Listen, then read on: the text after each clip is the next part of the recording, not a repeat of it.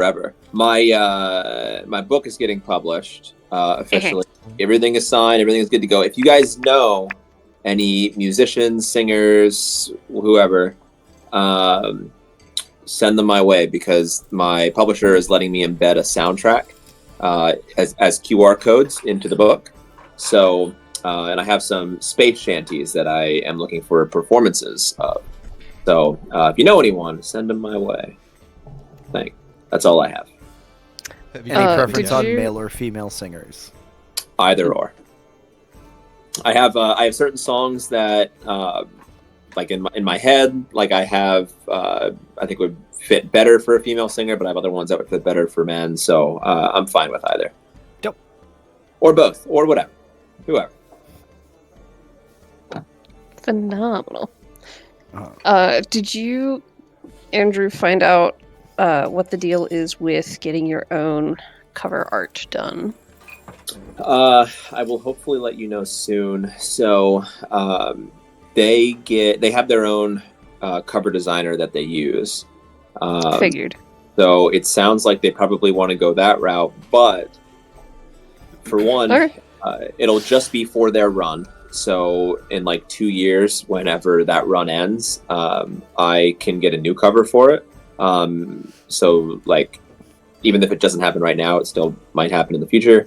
And I still don't know for sure if that is like a deal breaker. If they like require that they use that cover artist. So I will try to keep you posted, because I would love for your art to be featured on the cover. So aw shucks. We will see what happens. I will keep you updated. Sounds good. Yeah, I didn't want to do too much research. Yeah. Just in case like it was unnecessary. No, I get it, and I got a little too excited beforehand. Like when I had messaged you, like, "Oh my gosh, I think this is happening! So get that cover art ready." So that's on me. Conveniently, I have been busy doing this nonsense. Speaking of this nonsense, today's episode brought to you by the letter T, because you're all terrific. Oh my gosh, that's a great spell for me. Is that a condition? What are my? Does that give me disadvantage? Actually, it's advantage on charisma. I'm hoping it's one of those things. Is like at the end of the session, she's like, "All right, everybody, what was the letter today?" And nobody wrote it down except for me. And then I get all died. T is for terrible. I wrote it down. That's how you're doing. Oops. Speaking of terrorists, I know we're about to start, but I have a brief diversion. Briefly. You could shut me down if you would like to. Okay, real quick. The governor's house was set on fire, and so was my manager's. Continue. Oh! It was an electrical fire. Unrelated. Same day. Ben Same Shapiro's time. was not. That was an arsonist who was going to beat him to death with a hammer. Him and his family. Yeah. No. So... Les Mis is... I live in Virginia, just outside of the great and powerful Washington, D.C. Les Mis, there is a national tour of Les Mis that is doing a residency at the John F. Kennedy Center for the Performing Arts. Our esteemed president is going to be there for the opening. And chairman. So I don't know if he knows what that musical is about. Yeah, so what is this about terrorism? But it is like the fact that this motherfucker is like, I'm going to show up to a show about Les Mis, which entirely involves the revolution, and doesn't see the irony of it is so like, I may be arrested for committing. So that's what I'm saying. We're going to need bail money for you. This administration has been using that soundtrack for 8 years. They have played that particular song that you were just singing, Alexis. They have played that at like different events for, I guess it's close to 10 years now. But they've been playing it like it just played at an event that they did, and it blows my mind that there's no irony left in this fucking world.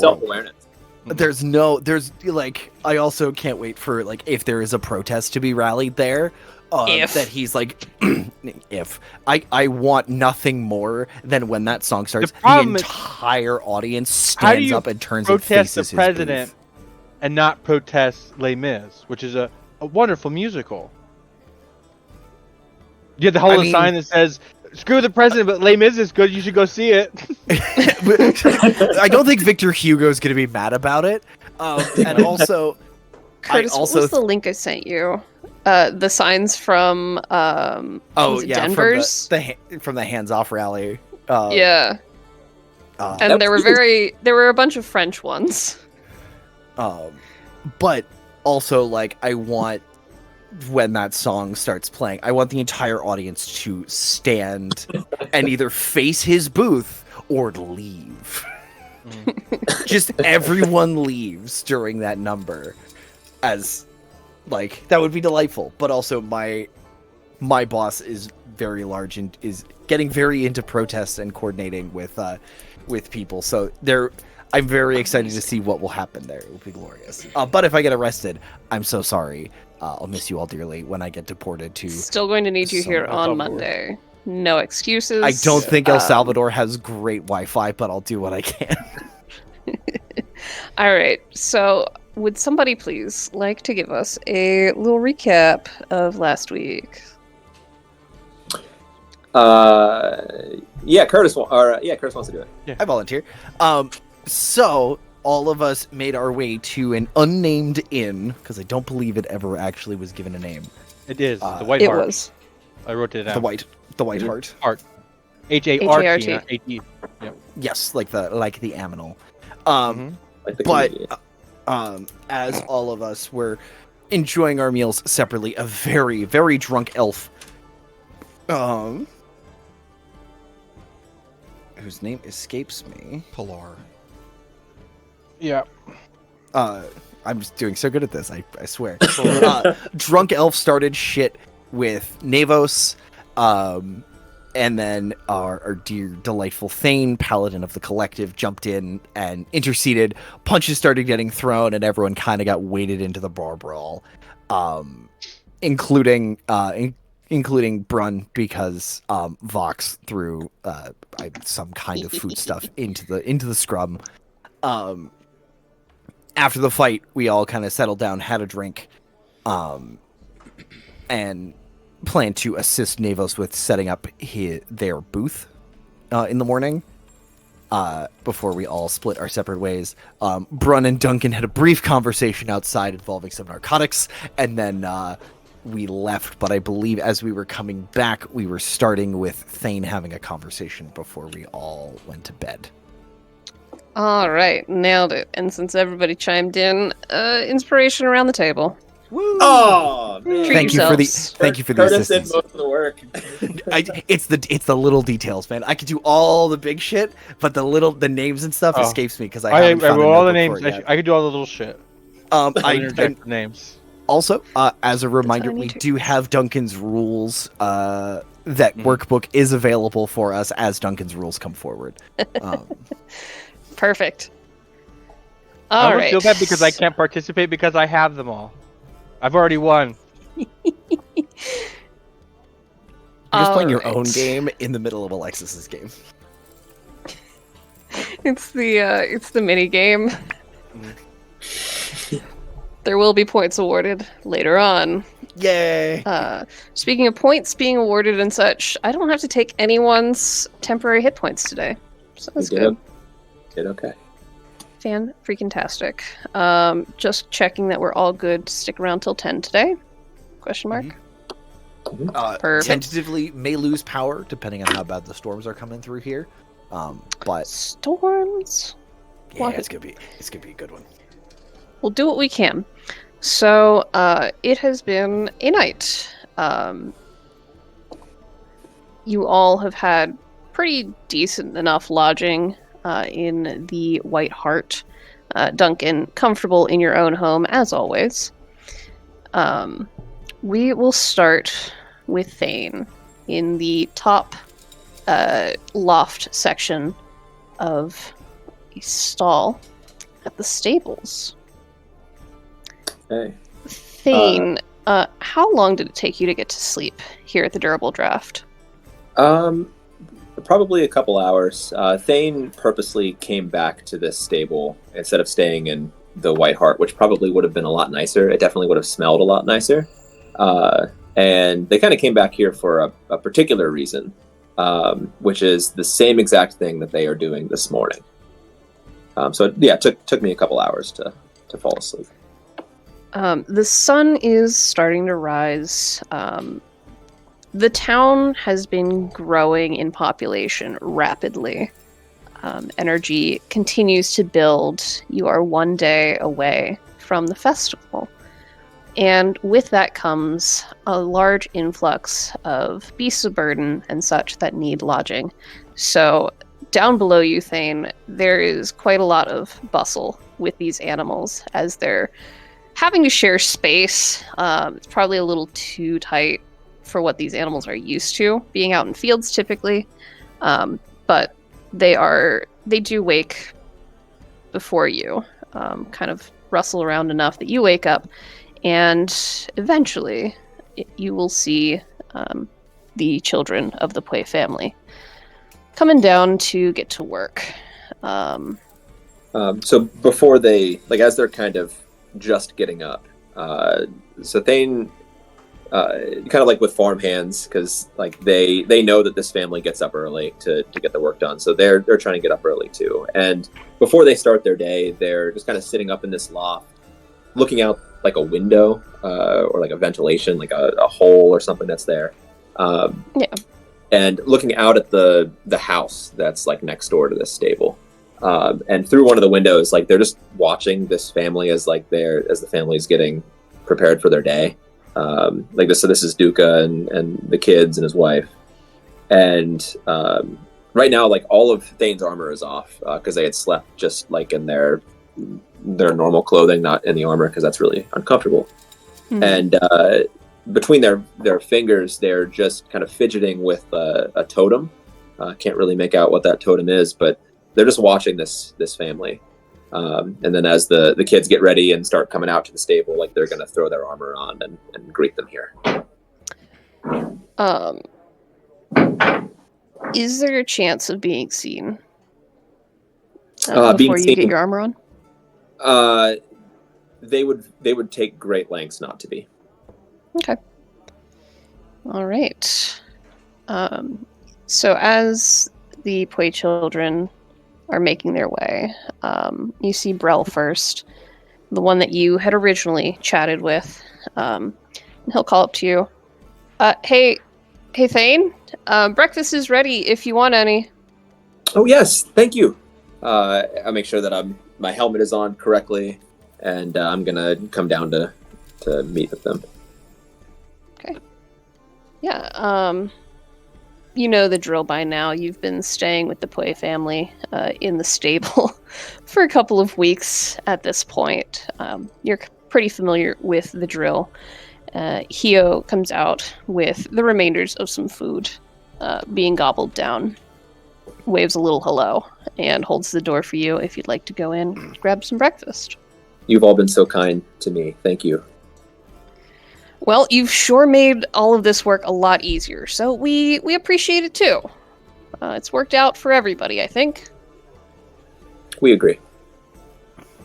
And you continue on. Anything else you would like to be doing this morning, Thane? No. I will say that the totem is now put away. That's kind of around a necklace that is now tucked into their armor. Okay. We'll go to Duncan. You have your morning rituals. Same as usual today? Something different? Same as usual. No. Duncan wakes up before the sun. He goes and he washes himself up for the day. He heads down. He has a nice full breakfast. Eggs, toast, big slice of meat if he can find it. He washes his dishes. He puts them back when he's done. By now the sun is about risen in the air in the town. He's listening to the hustle and bustle, and he knows today is the festival. Not quite the festival. Tomorrow's the festival. Tomorrow's the festival, is it? Oh, okay. Yes. Never mind. He doesn't know the festival today. But he knows he has a whole day of work ahead of him. And so he leaves to go get an early start on it. Okay. Let's see. Navos. What are you doing this morning? How do you begin your day? I have a feeling Navos did not sleep well last night. so is kind of in the middle of getting that REM sleep, but is up early once the sun has set into their room. Thought they made some kind of promise in the morning, but now is kind of confused and is walking down the stairs trying to figure out what were they planning on doing. It was one of the members, but not sure what it was. Yeah, and as you ponder that, heading down the stairs, you can get some breakfast and think about it a little bit more. You do notice the remainders of some destroyed furniture. They haven't really had a chance to replace things just yet. So there are a few chairs less today that you could sit on, but room enough for you to be a little bit comfortable over by the hearth. Anything else you'd like to do for the morning? No, just taking a look around, see if everything is set. Would like to eventually talk to Irgison. Okay. If she is there. All right, we will find her later. And Brun, what are you doing this morning? I was thinking... How early do you get up? So, Brun had a late night, because he had to tend to, he had to make preparations. He had to prepare the way. But he thought the boss was going to show up last night with the young sir. But they did not, and once word got around that they weren't coming tonight, made sure preparations were made and headed back to the White Hart. And I feel like, Navos, as you're looking around going, there's somebody, there had some sort of thing in the morning. Your eye does pan over, and at a table and chair that are too small for him, but there is a stool opposite this small table, you do see Brun, just with a mug of tea, that he's sitting there, and he just, good morning. I just is enjoying this. It's a normal sized cup of tea, but in his hands it is comically small. But he is drinking it very so dainty. Back is straight. It's a very refined kind of posture. But he's sitting there waiting for you to come down. It was not a restful night. Brun's here to get shit done. He's also very curious about Navo, so he doesn't want Navo skipping town on him. Yeah. Navos will grab his plate of food. We'll say something light again. If there's eggs, maybe some light grain, kind of an oatmeal type deal. A little bit of fruit, some eggs as well if you'd like them. Yep, that works. We'll grab that. This is fantasy. Eggs are plentiful. And you do. We'll head over to Brun's table. Good morning. Was I supposed to see you? We had an arrangement. I'm helping you set up your stall this morning. You are? Oh. That's why I'm here. I don't know why you're here. Unless that's changed. That works for me. Sorry, did not sleep well, but how about you? About as well as can be expected. My delivery did not arrive last night, so I lost a few hours waiting for it. But it will be arriving today, so I can rest easy in that regard. Great. What kind of delivery is this? More lumber?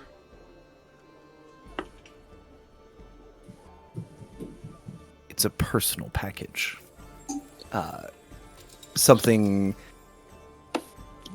new, something I'm very proud of.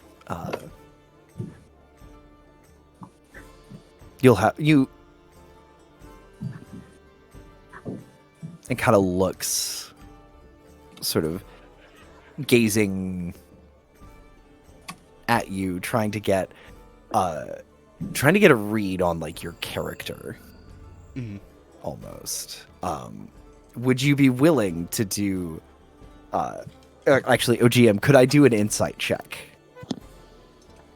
Only if Derek agrees to it. If Derek is okay with it. Yeah, of course. Okay. Tell him no. All right. Yeah. Roll for insight. I cut the conversation here. I gotta go. Walks away. You're staring a little too closely. That is a 15. And the goal of this is like, how trustworthy do I feel Navos is to meet the young sir? / would that be a positive interaction for the two to have? Navos. Mm-hmm. Derek, this is your character, so how do you feel Navos would handle meeting somebody who is very precious to someone else?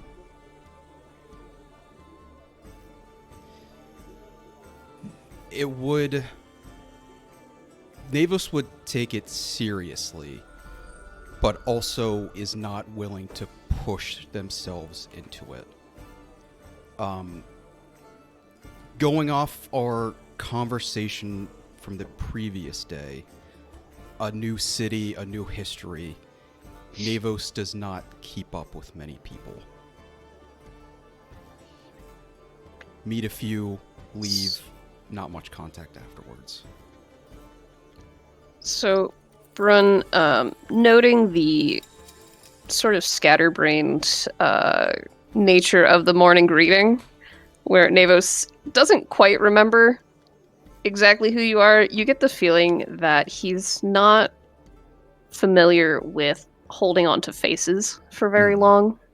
The details get kind of rounded over, sanded down, and it seems like they don't bond very closely with people. So you would imagine there aren't any allegiances or anything that would cause problems if an introduction were made.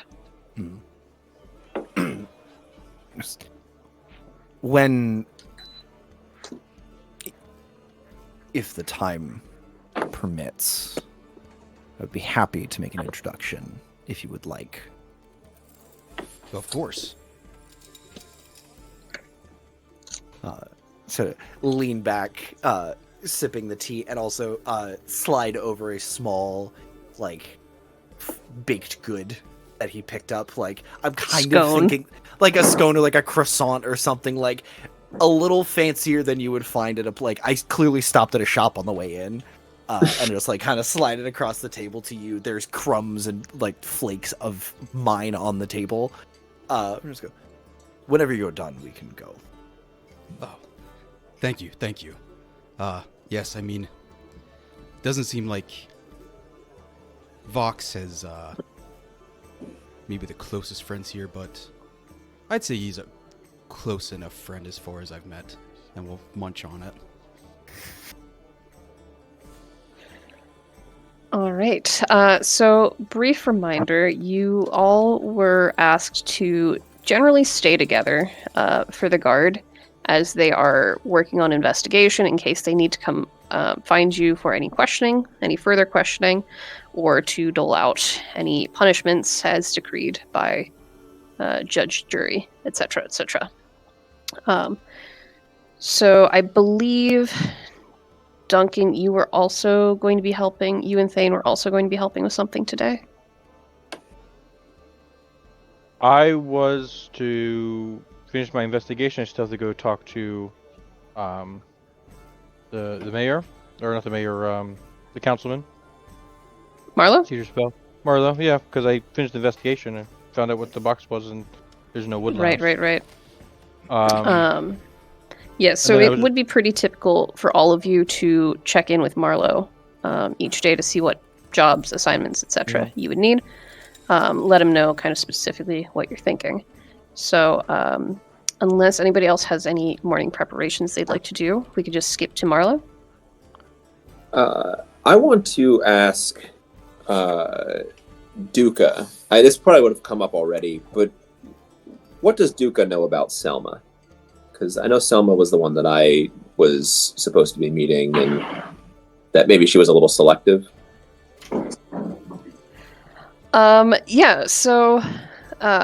Being a fellow business owner, Duca would know vaguely many of the shop owners throughout the town, kind of what wares are available and such. Selma and Benny own the Metal Menagerie. They are in the sort of tinkering, metalworking business. Typically during the main season, the main working seasons, they're going to be doing a lot of like copper work, so tools, cooking implements, that kind of general goods. Around this time of year, like during the festival season, they are fairly well known for very interesting creations.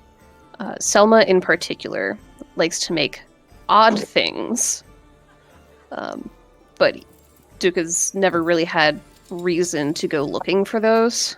Couldn't really tell you much. That's just kind of what he's heard about Selma. Elven lady, very lovely, flowers in her hair. And have I met her yet, previous to this morning? You wouldn't really have had your assignment for too long yet, so probably not. So is there anything Duca knows that would make a good impression? Like anything that she likes, or anything that she doesn't like that I should know to avoid? Ooh, excellent question. Would somebody like to roll a d20 for me? I'll roll it. Do it. I got a 19. A 19. Oh, he has heard some things. So he knows that Selma is very particular about the way she sets up her shop. So if you were to misplace anything or sort of quote unquote ruin her displays or anything like that, she would be pissed. Like, she's very detail oriented, at least based on the fine metal workings that she's moderately known for. So to interfere with that in some way would be the highest of crimes. Okay. Anything else? I'm sure this will go great. Okay. Anyone else? Anything before Marlowe? Okay. Then, council building. Duncan, I'd say you probably arrive earliest. He was making a beeline straight for that. Yep. We'll follow that up with Thane, and then the other two as well, Brun and Navos. You all arrive vaguely around the same time. There are quite a few people who are already here as well. The doors, you imagine, were probably barely open.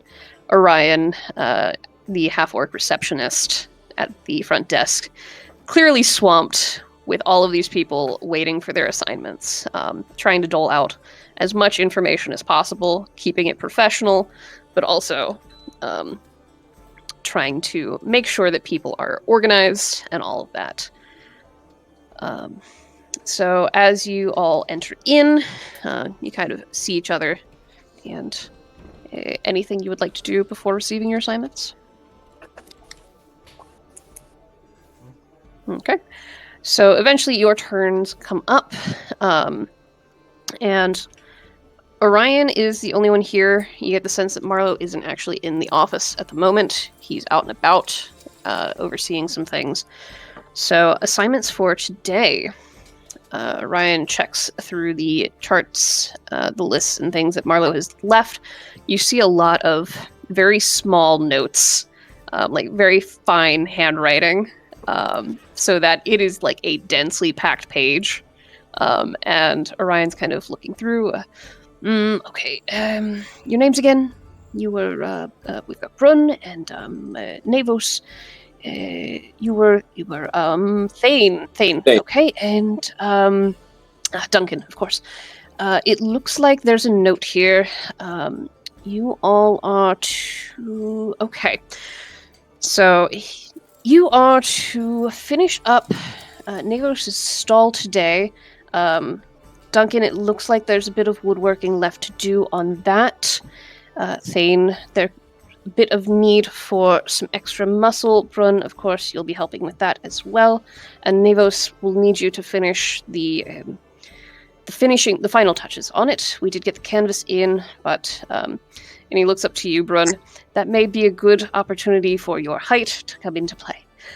Any questions with all of that? I have here as well, Selma is still in need of your assistance, Thane, whenever you have a moment for that. Any questions? Should we prioritize Navos, or should we go to Selma? Does she want to see us first? Probably Selma. It seems things are not going quite the speed she had anticipated, and I suppose she's got quite the display for this year. Anything else? Any other questions? All right, off you go then. And he'll turn to the next people. You are free to move about the city as you please, or the town rather, but how you choose to prioritize is up to you. To everyone, since we're all kind of around this area now, we don't believe in divine providence or gods moving us around like chess pieces, but there is something serendipitous about all of us being here, working on this one particular stall. It is a little weird.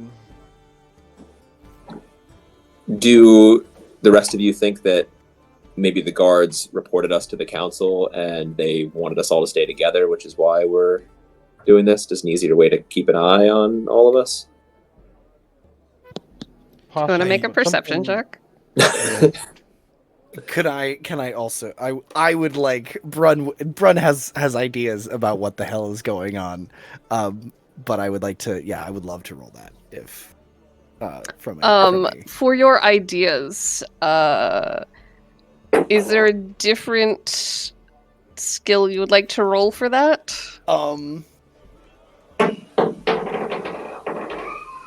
For everybody else, perception. It's a natural. A natural 20. -1. Natural 20. Juicy. I want to do... I feel like perception is probably it. Just kind of like trusting my gut on it. Because my other thought was like, does it make sense for the guards to put a group of people who cause trouble in a room together and send them around the city together? Like, that doesn't... I didn't know if that would be history, if that's happened before, or insight, if that's something that, like, you know, Law and Order would do. More sounds like an investigation. Yeah, you could do insight, you could do investigation. We got a nat 20 -1. What else did we get for Percepties? I rolled a 2, so Duncan doesn't know anything. 2.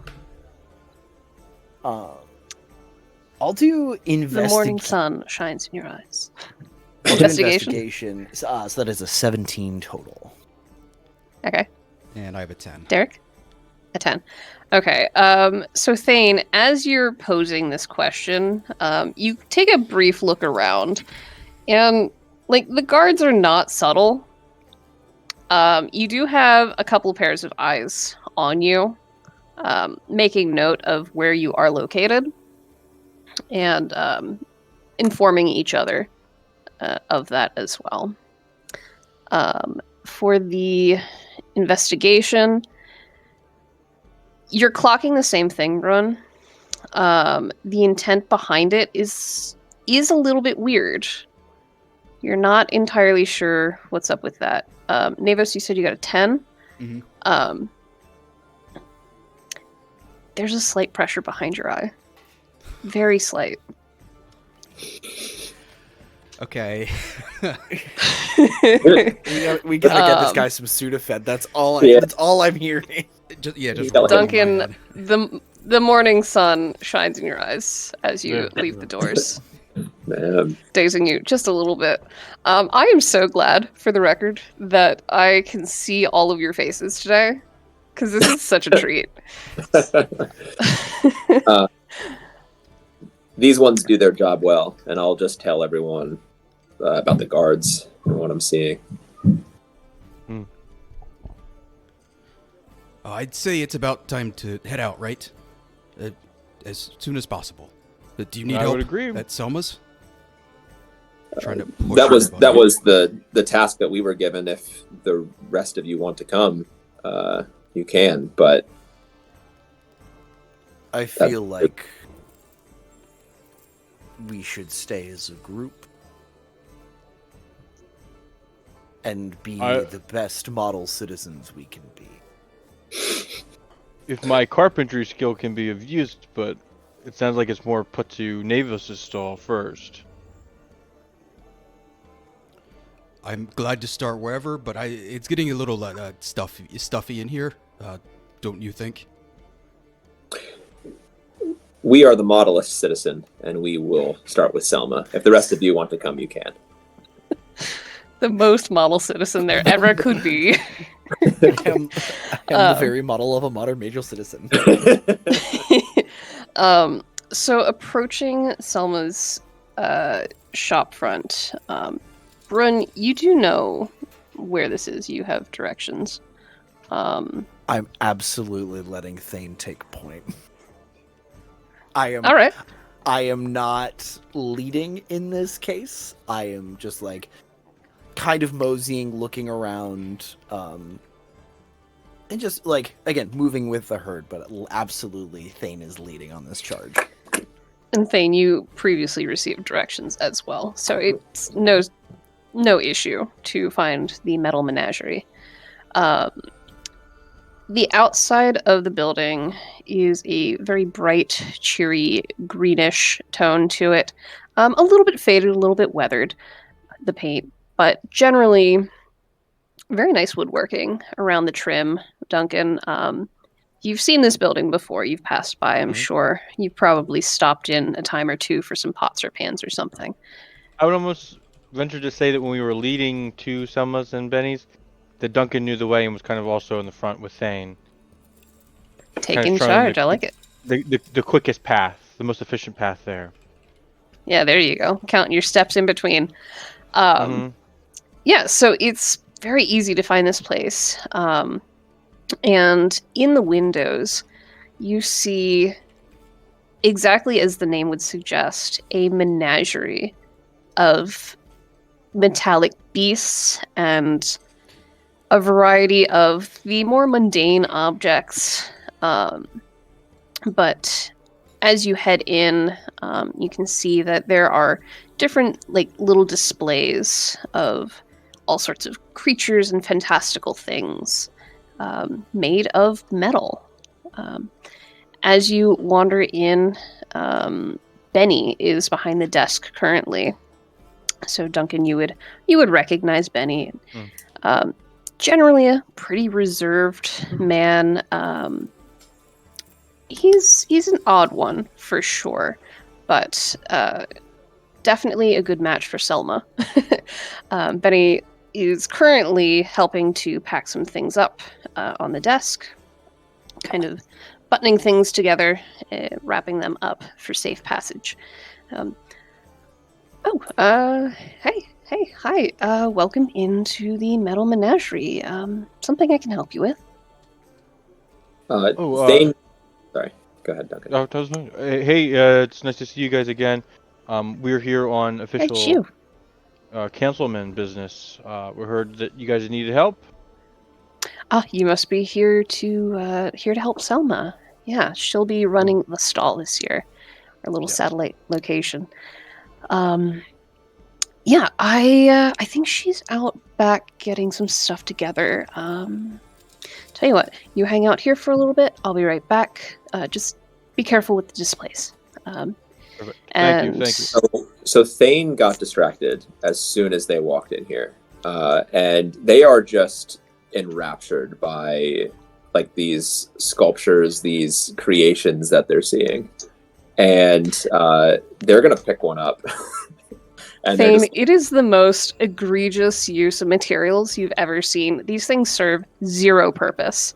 It is no purpose whatsoever. But which very, very unusual for you.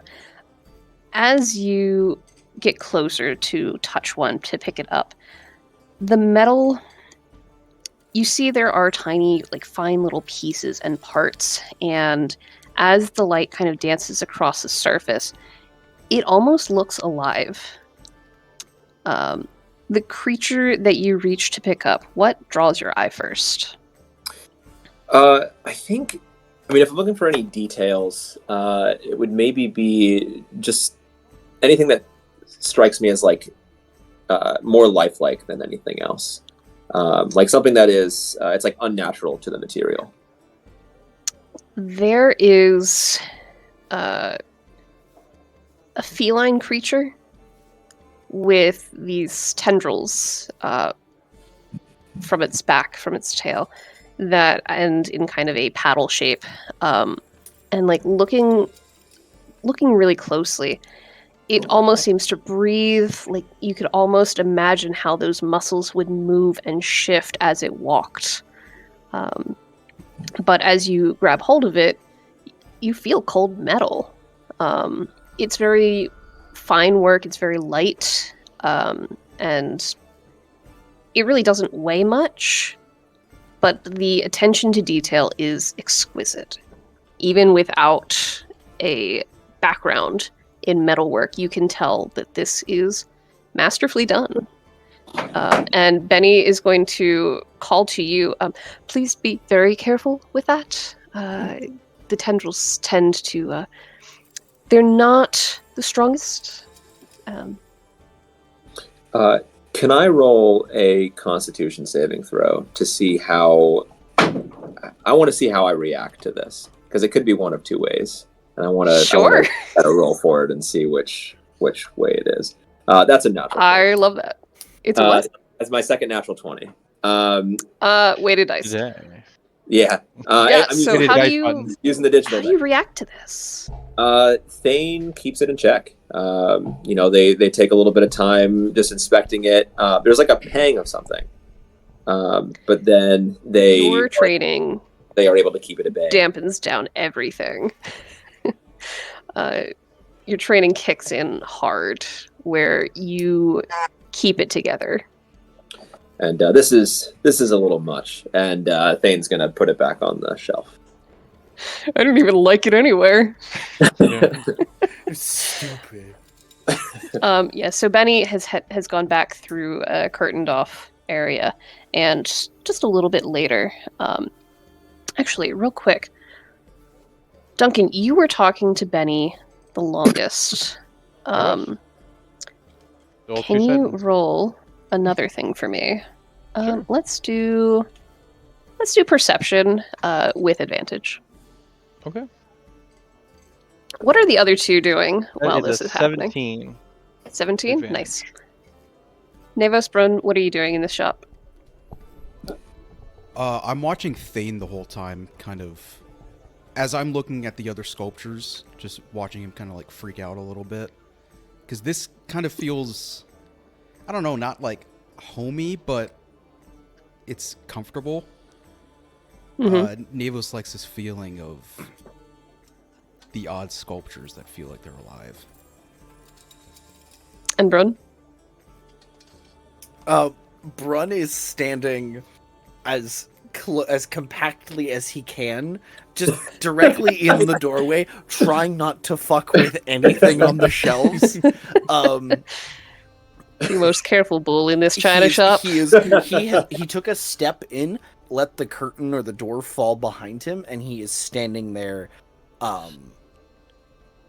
looking out, looking very patiently. But anybody with like the mind is whirring, the brain is moving pretty quickly. But he is just standing there, just patiently waiting. Sure. And Selma, you assume Selma, does eventually come through the curtain. Duncan, your as you were talking with Benny, you noted Benny has a little bit of a quirk. What color are your eyes? My eyes? Yeah. Duncan's eyes are green. Yeah. So are Benny's. Oh, okay. Yeah. They were not the last time you saw them. Last time they were blue. Time before that, they were like a hazel. They were green today, just like yours. So Selma emerges from this curtained doorway, and before you is a tanned elven woman, very long, elegant ears, a lot of piercings and metal draped from them, as you might expect from someone with such a business as this. Her hair is in these twists and braids that are, if you unwrapped them, probably several feet long, done up in this kind of almost nest of, it looks like vines almost, because her hair is kind of a greenish tint to it, going from like a nice green to a faded yellowy color, and mixed in amongst her hair you see and hear these tiny metal flowers. Some of them dangle, some of them clink off of each other like small bells. Well, hello. How can I help you today? I heard you were here to help me, actually. Thane's going to step forward. They are over their moment, and there's a kind of like an act of like there's like a pretense in the way that they act now. We are Thane. These are others. We were told that we could come and help. Well, yeah, I was hoping to have your help a couple days ago, but I suppose we can make it work today. You said the rest of you are here to help as well. Nice to see you again, Duncan. Nice to see you as well, Selma. Well, I know your work is fine. The rest of you can handle moving things carefully, I assume? Yes. She's looking to you other two as well. You've all been conscripted. Yeah, too focused on the sculpture. Yeah, of course. Trying not to drop it. Right. Why don't you go ahead and put that down? And she's going to note exactly how you place it. You can see the calculations running, and she's going to fix that later. Okay. Thane, you were prepared for that kind of behavior. Duka was not joking. Well, we've got about 5 crates, about 6 or 7 crates left. We're going to have to get those to the stall. Stall is mostly completed, but Duncan, I do have a couple of adjustments I'd like to be made, if you would be so kind. Yeah, there's a couple of rough edges I'm not too fond of, and the countertop's slightly off, slightly askew, so we're going to need to fix that. And she goes on and on and on real quick about all these different changes that probably literally no one else would notice. But for now, do y'all have any questions? You understand what we're doing? We are moving boxes. You are moving boxes. You do catch on quick. All right. Let's get moving then. And she will lead you all out kind of a side door. Brun, I know you're looking for something. Roll. Roll me for perception. Or investigation. We'll do perception for a 19. Yeah, you do notice what you're looking for. Excellent. I will. Brun's gonna like see the. We're also sneaky. Brun's gonna see like as everyone goes to lead out the side door. I'm assuming it's a narrower tent flap than the main entrance that I came in. Brun's going to just like see everybody going out the side door, turn to, is Benny still in the room? Benny has not returned. Okay. Sort of take a look around, just a real quick parse, and then go back out the main door and around to not disturb anything in Selma's shop. Because I know better. Because I know better. And as y'all are leaving, Benny, I'm heading out. We're gonna get the stall set up. You keep things nice and tight around here. Thank you, darling. And she'll head out with you. As we're walking, Thane just wants to ask, did the two of you always make those things or things like them, or did you do other work before this? What, the menagerie? You got a fancy for one of my animals? One of my critters? They're different. Well, I should hope so. I put a lot of work into those. To answer your question, Don, the animals are more my thing. Benny's more the mechanical mind behind certain of their features. We work well that way. Generally, I do more of the fine touches. Fitting all the pieces together, as it were. So it took a lot of working to make them all as fine as they are. So not immediately, but we did start to find our groove and make some beautiful things. Why, you got an interest? Many people where I come from would see that as the dream. Are both of you happy doing what you're doing? Well, I certainly am, and as far as I can tell, Benny's pretty happy too. Bit of an odd question. Are you not happy with what you're doing? Thane's just going to keep walking. Happiness is a funny thing.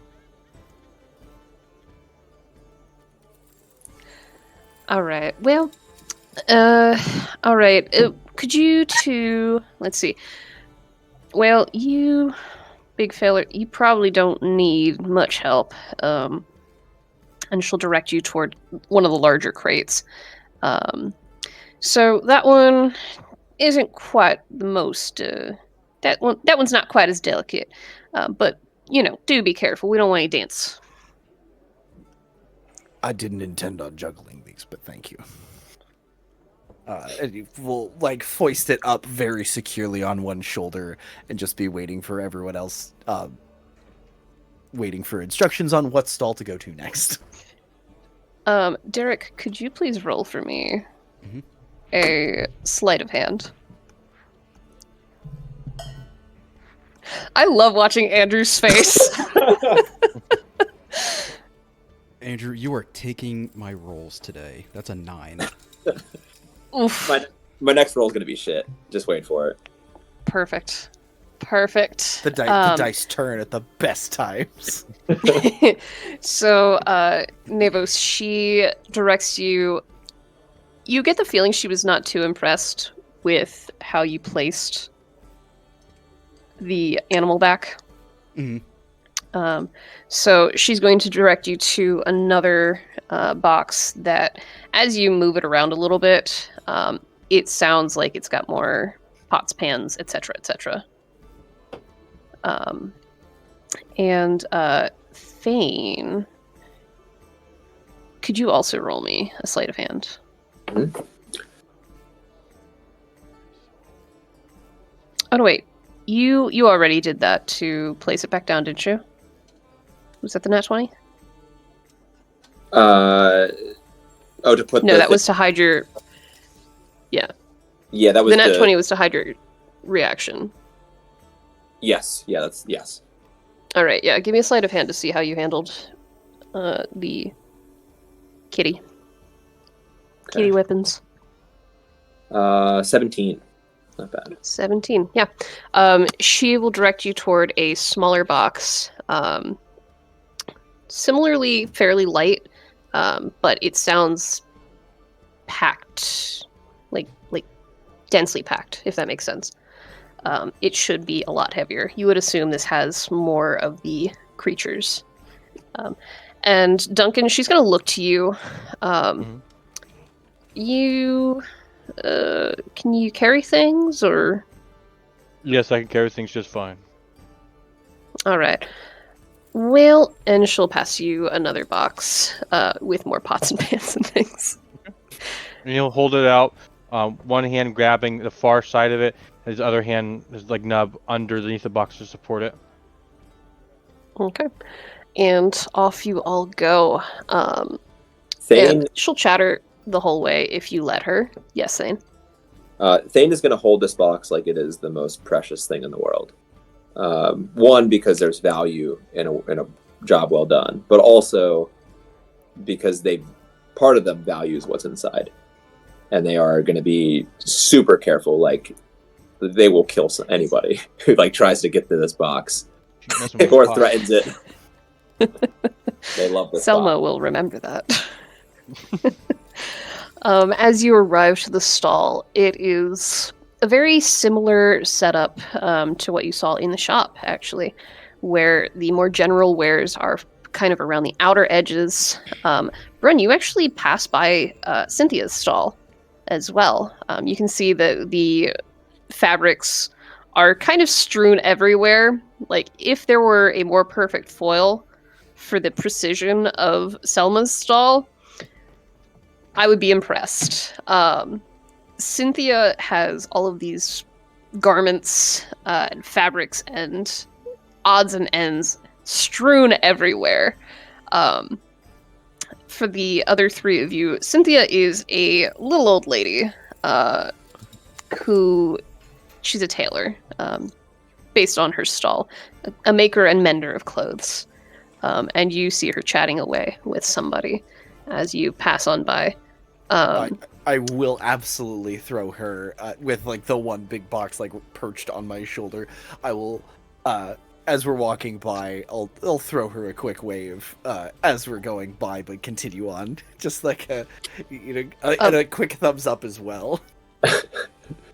As she sees you, she'll motion to the other person that she was talking to, just like a one moment type motion. And Brun, hold on, wait! And she's kind of like weaving through people. This tottery old lady. Brun will stop in the streets and like make people go around him and like turn and sort of kneel down with the box. He's an island. Are you enjoying your stall? I made you something. I am. It's so great. Thank you so much for this.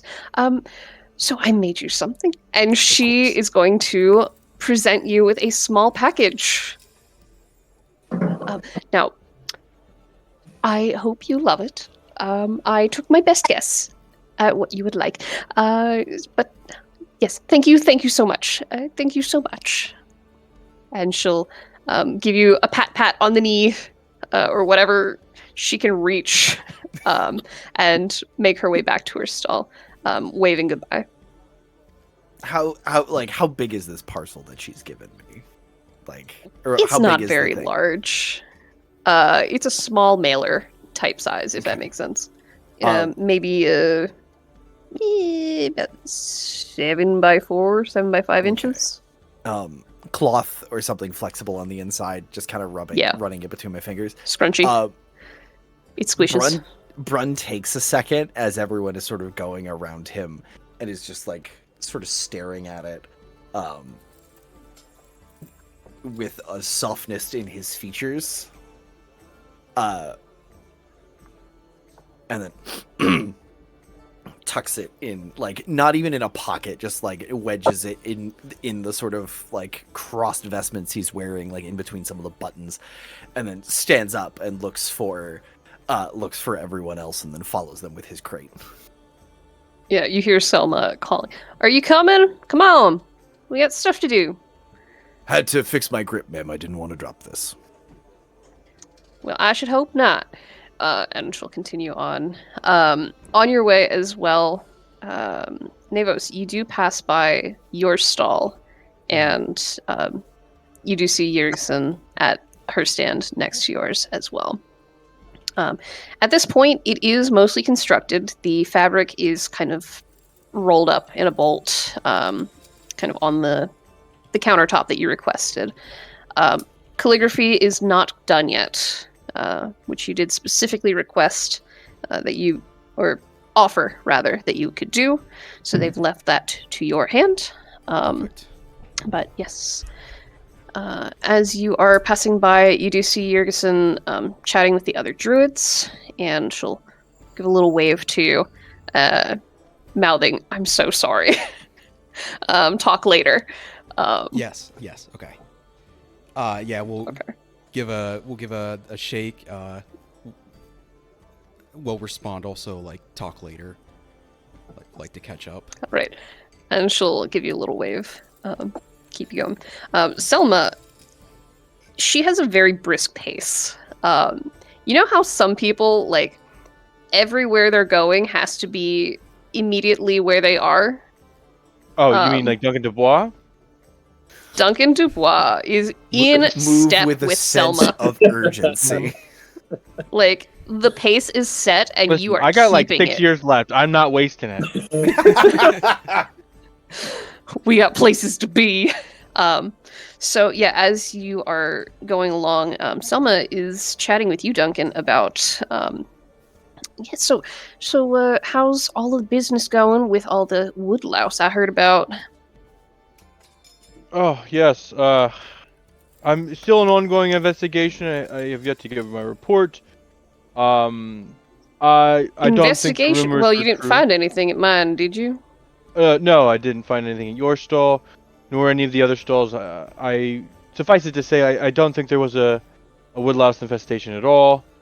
It may have been a bit exaggerated. Well, that's good to hear. I could not stand finding all those teeny tiny little holes in my stand. Mm. You said you haven't finished your investigation yet. Is there anywhere else you're looking to check out? Anywhere that you haven't seen yet? Not so much areas, but more so an organization of people. Until I get to the bottom of it, I don't really want to share case specifics, just in case. Well, all right. I suppose that's fair. Yeah. As soon as I know something, you'll know something. If there's any threat to you at all. Well, I do appreciate that. All right. So, you, big fella, you can put your crate right over here. That one, she's pointing at you, Navos. That one can go right over here as well. Could you go ahead and get those open for me? She'll point to a crowbar nearby. That's kind of like tucked under one of the shelves. All right, and that little one, that one can come over here. She's talking to you, Than. And Duncan, you can put that one right over there. Thank you so much. All right. Well, boys, I think for now that's about all I need you for. I don't suppose that y'all could do what needs done for the rest of this. But I do thank you for your help.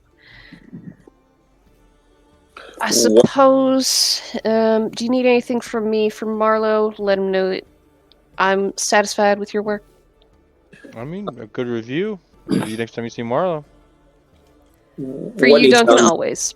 What needs done for the rest? He pulls out one of those like tip machines and just holds it there awkwardly. Pulls out a square.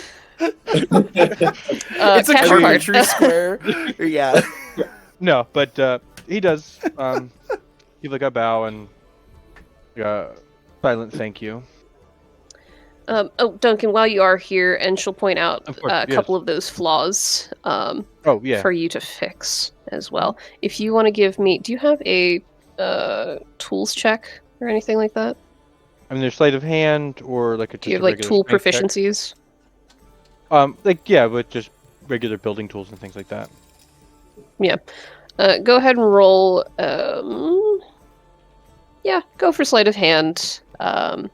Add your proficiency to it. Why not? Well, let's say a 10. A 10? Oof. She's looking with a very critical eye. Not a very good You get a feeling... Look, I got windy. I'm carrying this box of pots and pans. Why don't we just get a card? She may not give you the best glowing review. But it will suffice for now. Duncan, don't worry. Everyone knows the 5-star reviews are fake. It's the 4 stars that really actually mean something.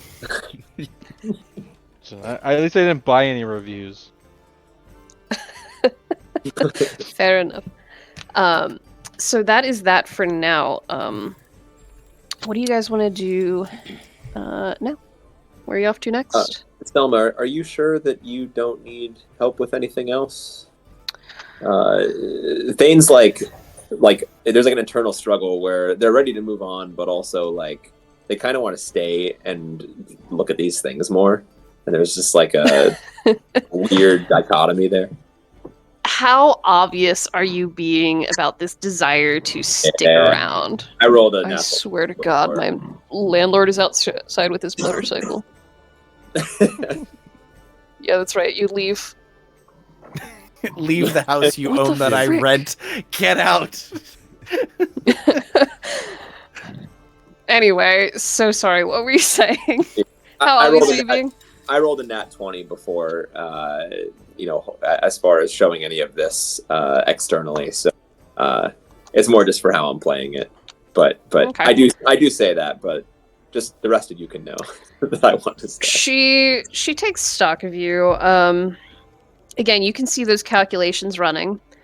She goes, well, I suppose if you want to start unpacking that crate that you brought in, I could use a little bit of help arranging them. The rest of you, if you could get those other boxes open while Duncan is fixing up my stall, that could do. Other than that, I really don't think there's much you can do to help me. Thane's going to assist with that, but they're just going to take like just a hair longer than they should, putting some of these things on display. Just that moment of holding it slightly longer. The rest of you, it's taking longer than you expected to do this delivery. Carrying on those perception checks from earlier, you do still notice guards as they're passing by, taking glances toward where you are. They are checking in, it seems. Every once in a while. I will be back shortly. Baby stuff! As Thane is taking his time, I feel like, I'm not sure if... Because I feel like, and correct me, Duncan, if I'm wrong, but I feel like Duncan and Thane are both deeply invested in the crafts that they're doing. Like Duncan is busy just like taking a hand plane and leveling out the countertop. Oh yeah, he is like that classic dad. You are locked in. I have very little skills in this world, but the very few I have mastered, and one of them is woodworking. You know, it's not only that, levels and stuff don't exist, so he's just rubbing his hand over it and feeling for the level. It's rolling the pencil. It's pure instinct and just like handling this. And I feel like Thane is getting a little lost in the sauce as well. And after this, like, I like to think that Navos and I have finished. Like, we finished like 5-10 minutes ago, and we're just kind of like, yeah, kind of looking at each other. Navos is like clearing his throat and like tapping his foot on the ground. Miss Selma, if there's nothing, when our companions are done, we do have other tasks from Marlowe today. I do not mean to be rude, but are we released? You are free to go. Thank you so much for your help, Sugar. I will let Marlowe know that your assistance has been sufficient. It's much appreciated. And she'll kind of look over to where Duncan and Thane are. And I suspect you might be here for a little bit longer. Can I see, like, look at all? What? I'm expecting what, you to Duncan? be here a little. Does he hear that at all? Hear which part? The conversation that Selma and I just are the last bit. We might be here a little bit longer than normal, or than you expected. Looking at us. Yeah. Okay, absolutely. She's not subtle. Without even looking up, Duncan just goes, "Never rush the important things." Duncan, which of your rules is that again? That's rule 45. 45. That's right. Never rush them important things. Looking out from this stall, can we see Navos' stall from here? Yeah, it's not too far away. You get the impression that if a couple of you wandered over there a while, the guards that are keeping an eye on you, they might get like the slightest bit antsy. They might pay a little more attention, but they would not come over and like hustle you back. Accost. Okay. Yeah. Navos, let's say we get your stall sorted, and Thane and Duncan can join us when they're done. Of course. Yes, I still need to do some shopping as well to get everything ready. Yeah, as far as shopping goes, by the way, as you guys have been wandering through town, you've noted all sorts of colorful murals and things. Some of it is more refined than others. There's a childlike glee in certain pieces of art that you don't see in some of the others. And like there are decorations going up everywhere, like plants being placed all over the different areas of the festival grounds here, throughout the town. There's a lot of people as well. You're not quite sure how you could fit more people, but you would imagine that tomorrow, like once the festival has officially quote unquote opened, like the ceremony is at the peak of day. So as the sun rises to its highest point, noonly, if you will, that is when the starting ceremony happens.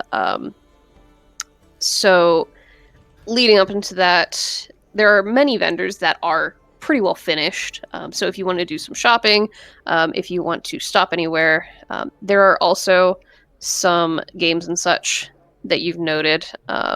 Prizes won't be handed out until everything is officially done tomorrow, but you could still play games too if you would like. So there's a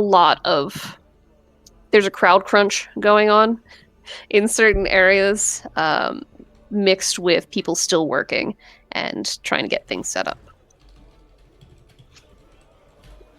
So Andrew, I don't know if you heard that Brun and Navos are planning to bip-bop across the street and down ways to his stall. Yep, I heard that. Y'all seem lost in the sauce, and I'm not gonna fuck with that. No, yeah, we're into this. This is I'm really enjoying this. Playing with these figurines. But yeah, Navos will get, if you need to do some shopping, tell me what you need set up, and I'll do what I can before you step out. If the structure is set, I'm basically just looking for some paint, a container, maybe like a mat or something. Then we can spend that time getting everything set. Any preference on paint color? Yes. Purple, yellow, and white. Like an eggshell white or an ivory white? A satin. Satin mat. You know. High gloss. Yeah, what's the finish? Yeah, like it also depends like what company you're buying it from. Welcome to Stall Simulator. There's actually Derek, a bear that sells paint. Do we have Derek, go literally bears? do we have is it a Hobby Lobby or like a Joann's? What am I looking at? Oh, Joann's did not get invited back to the festival this year. They shut down. They went bankrupt. There is a man named Michael who's doing his best. And Hobby Lobby is a little like Duncan. We don't buy from Hobby Lobby. Duncan, you know somebody who would have paint. I don't know. Yeah, I probably would, but I don't think they asked me. You're close enough that you could overhear this okay. if you would want. Oh, absolutely, I would interject. Or if you're that lost in the sauce as to ignore what's going on, that's up to you. He's so dialed in, just had, like, it's like a muscle memory. So he's still listening in and ready to interject with a quip or with a rule whenever. Again, yeah, so when they're talking about paint. Oh yeah, yeah, I know a couple of paint guys. If you're looking for paint. Oh yes, please. I'm looking for like a glossy lavender, but like a matte white. I want this title to stand out. Yes. Do you have a primer base for it? Otherwise, it's just not going to stick to the wood. It's just. So it's right in there. I think I'm going to need everything. Okay. I'll talk to my guy. Is this a double coat? Triple coat? I mean, we have time. So if you go, most paints now have a primer in them, but for wood you'll need a specialized primer. So it should be one coat if you're using a good enough paint, which my paint guy does. How did we get here? One coat paint. I trust him. It is. I should also note for the group metagaming, Evan. I am a professional house painter, so I can go on all day. This was your moment. Again, this is how we got here because we started leaning into the bit, and then one person was like, "This is my whole thing. This is Actually, the whole thing. Training." Oh, okay. The person I was referring to, Duncan, is Piraeus. Piraeus, yes. Oh yeah. Well, the Duncan guy sure knows a lot about paint. I didn't mean to. I work with carpentry and paint. Same thing. I don't mean to throw this into your I know a guy. Like this is my paint guy. Now I can't use it for many episodes. No, I knew Piraeus. I actually knew Piraeus for real. Paint guy was canon before this happened. Yeah, we established. That was my first question. Listen, I'm gonna play this game with you guys, but I need a paint guy. I established that first. All right. So if you guys go over that way, and he kind of points the direction of where I know Piraeus is, tell them Duncan sent you. I'm sure she'll give you a great deal. Kevin and them should be helping out with her. They may be able to help you find what you're looking for. Perfect. Okay. Thank you. Are you guys going to follow Duncan's advice, or are you heading over to the stall? What are you doing with that information?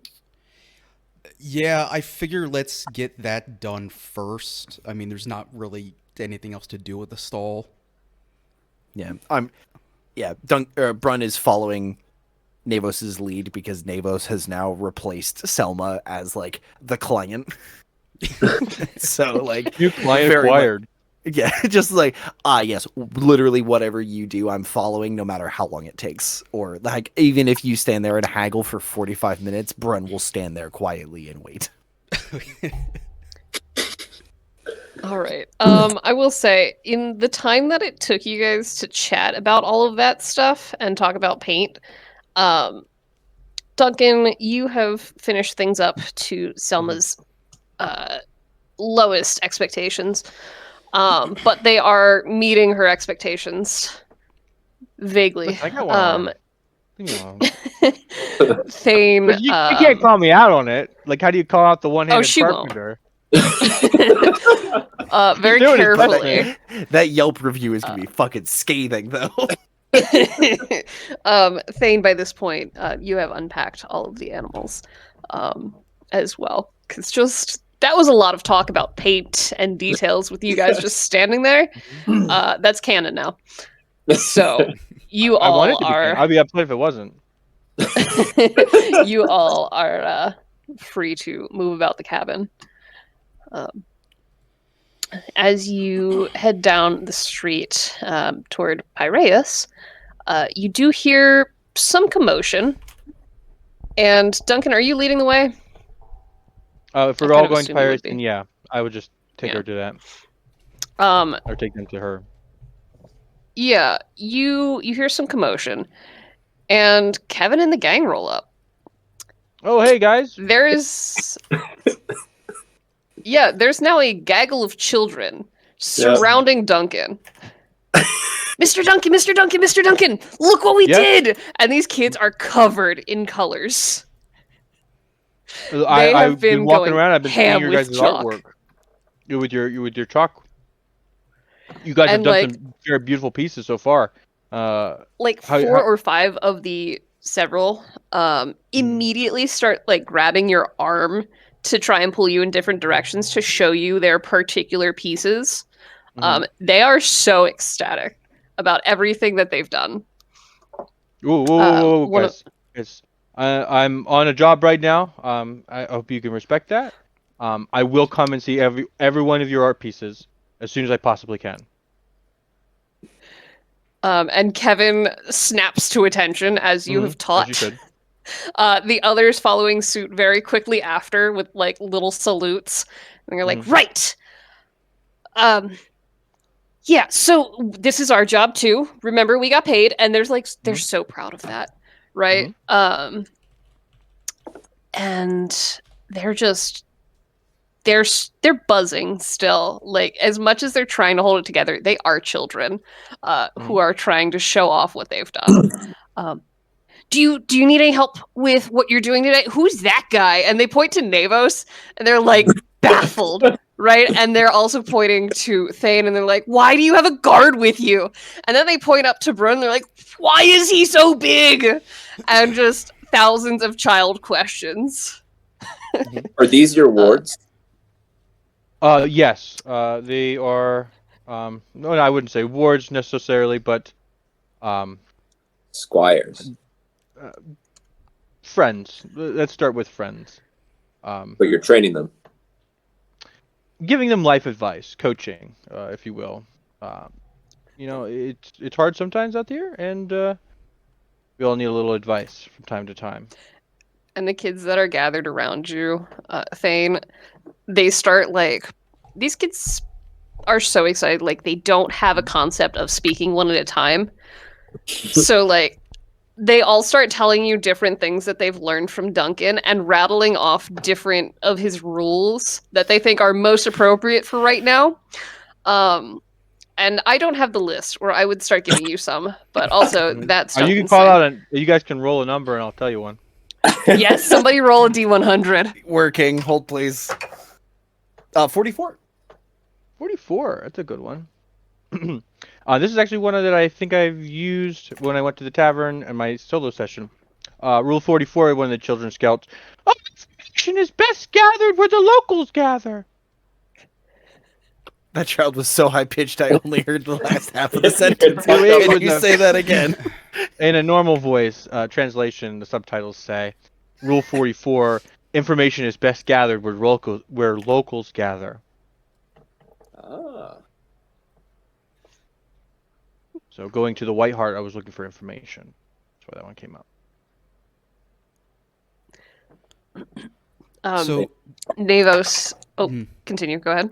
I was going to say, this entire time, Navos has kind of like blocked out the children's voices and is intent on discovering any artists among these chalk drawings. Like, are we talking like Basquiat? Like, how good are these? He might hire some children. Okay, let me make a couple of rolls. So that's a 5. Awful. That's a 7. That's a nat 20. God dang. I'm hiring that kid. I'm telling you, that's Kevin. Oh, that's Kevin. It's like the slightly quiet kid who's kind of at the back of the mob, who is like very careful with like holding his art making accoutrement, his pieces of chalk. And he's like, Mr. Duncan, I made that one, and is like pointing over to the masterpiece before you. And like Dun, dun, dun. it's like an entire it's Monet. like a really fine like filigree almost pattern of leaves and vines and flowers and things. And it's still a kid's drawing, so it's rough, but like the intention is there, and there was a lot of care and effort put into it. Excuse me, Duncan. Yes. I love this drawing. I do not want to spook the children, but could I hire this one to paint after we have gotten the lavender on the stall? As much as I like to say yes, I do believe that's his decision. And I'll kind of come to the child and kneel down a little bit. So how do you feel about being commissioned for another piece? Mr. Duncan, what is commissioned? So, commission is when you get paid to do something by somebody, usually with money. And like this kid's eyes get so big rather. This is you would know this to be Ceri. Ceri. Of course I know. Ceri, Cehri. So Ceri's eyes get huge. Like the thought of getting paid for their art, like they already got paid their silver from Marlowe to help paint the town. But like the idea that somebody is interested specifically in what they did when like everybody else was kind of drowning them out, they're gonna like peek around you and like, is it that guy? Just a wave. It's just nice. Yeah, and like nice kind of like they kind of like lean back in front of you, like look up at you with this. This is the face of a child that somebody now believes in. And so they kind of like they grab their chalk a little bit tighter and they're like, "I'll do it." Perfect. I never doubted like you for a lean back second. around at Navos and like give a little wave. Yeah, if they seem happy about it all, I'll approach. Again. And like, you're very tall. You're very big. Even crouched over. And this kid, like, now the eyes are wide because like you're a little intimidating. Yeah. And like, hi, hello. I'll crouch down even more. Oh, hi. Okay. And this kid is stunned. It's okay. He's friendly. Go ahead. You liked my art. Thank you. It is incredible. For a child your age, I mean, I would love for you to paint over my stall once it is done. The original coating. Oh, you have a stall. Of course. I could paint a stall. And he looks over at you, Duncan. It's like, I can paint a stall. You can. I believe in you. And you should believe in yourself. What do you want on your stall? What are you best at? I see these leaves and vines. Is that what you like, or what would you prefer? I really like flowers. The flowers are my favorite. Flowers are my favorite as well. Do you like morning glories? What's a morning glory? It's a nice big white flower. Kind of looks like that sounds cool. The moon when it is a full glow. Oh, and this kid is enraptured. Like just the concept of all the flowers that this kid has never known.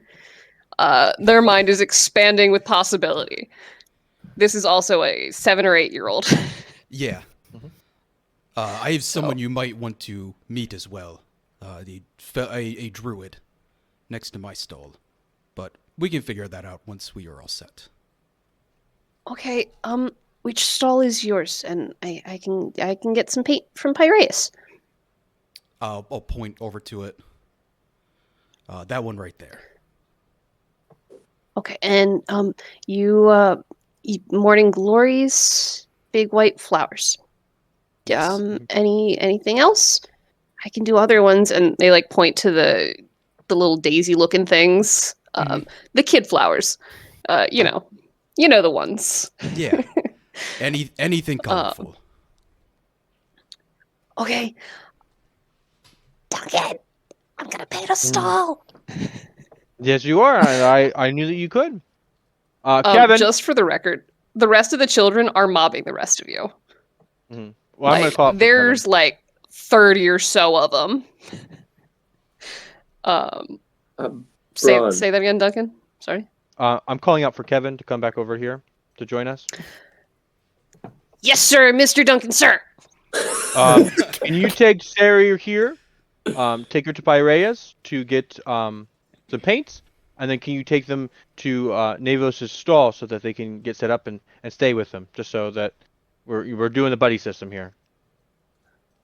Aye, Captain. I can do that. And Kevin's gonna like grab Sari's hand, and like start yanking. And Sari's like, "Oh, okay, we're moving now." That kind of motion. It's like, okay, we're going. But the excitement of somebody wanting their artwork on their stall is kind of overriding the social panic of somebody forcefully grabbing them and moving them, even though they were going there anyway. Thank you, Kevin. As they start leaving. And Kevin will wave behind you. During all of that, Thane's gonna like get closer to Brun because like we're the only two kind of not involved in that portion of the interaction. And then like to Brun, did they just exchange currency for a hobby? As the children are like mobbing around his knees, Mobbing over the kids. It's a little mosh pit going on. I believe Navos saw that child's work, and not particularly a hobby, a passion. It's good to be paid for what you're passionate about. It is. I just looking around. I feel like currency is a tool of exploitation, right? But I don't feel like anyone's been exploited here. Like he looked really happy, and he wasn't getting paid. Did they say what the value, how much he was going to get paid for that work? I'm giving him nothing. I feel like if they did, we didn't hear it over this. I'm giving him everything you got. Sorry, what'd you say, Derek? I was just making a joke. Oh, sorry. This is free labor. No, this is child labor. The best kind. It's only exploitative if they have no other choice. Just seem happy. And also Evan. Evan, I thought that we were joking about having a child army, but apparently only no, like for real, like he's been shooting straight from the very start. And I like you thought I was joking. This is D&D, baby. We're doing it all. Yes, and World War. Have more children here. Looking down at the kids, are they all? Do they look like street rats? Like, do they look like? They're like they look like they. I don't know how to be like. Do they look like they have two parents and a white picket fence and a dog at home? But are they like? They look well taken care of. These. So, Duncan, you would know most of these kids are going to be people, or they're kids from families in town. Yeah, but like the parents work, children just go and play in town. Exactly, you just kind of send them out to do their thing. And Duncan just makes sure that they're doing okay and they're not like getting into trouble. And some of the kids have taken a liking to him because Duncan is a nice guy. And so like we exchange advice. Duncan's just always friendly with them. They're always friendly with Duncan. And so he just treats these children as they should be treated as individual people. We all need a friend. So Brun, looking at these kids, like they're not rough and tumble. They probably, so like Duncan, for you would know that usually the gang isn't quite this large. They've gathered some extras from out of town. These might be kids that they had met the year before or something like that, or they met this year and they've all kind of banded together under the band of Piraeus to color the town and make it pretty. So like the kids, like I said, they're not rough and tumble. They're not downtrodden youths. They're not misspending their youth, as it were. Is there, so with these kids sort of milling around and talking to Thane about like the money is for acknowledgement of the work, of the passion that goes into it, and unfortunately the money does help grease the wheels. Now, here, help me with this. Like, I want to point to a stall that has, like, a cloth tarp on it, like, up at the top. I'm thinking sort of just, like, a pair of legs and a cloth top. A clarth. Yeah. Clarth. No. He's a man of the clarth. Here, help me with this. And, like, take that leg, pick up the stake, and then press it up against the front of the stall. I kind of want to make a slide and then sort of get the kids hyped up and then like pick them up and like chuck them into the cloth so they bounce on it and slide down. Like a dad at the pool, you're eating the kids. I'm just chucking kids because I'm the biggest, scariest dude they've met. And like, I'm just like, help me entertain the children. There are so many of them. Yeah, it takes Thane like a moment to understand what he's doing, but yeah, like they'll get into it. And it's odd. It feels odd to them, like, because yeah, this is play. They haven't really experienced much of this. Could the two of you, either one rolling with advantage or you both rolling individually, either way, roll animal handling for me? Your wisdom's got to be higher than mine, man. That's all.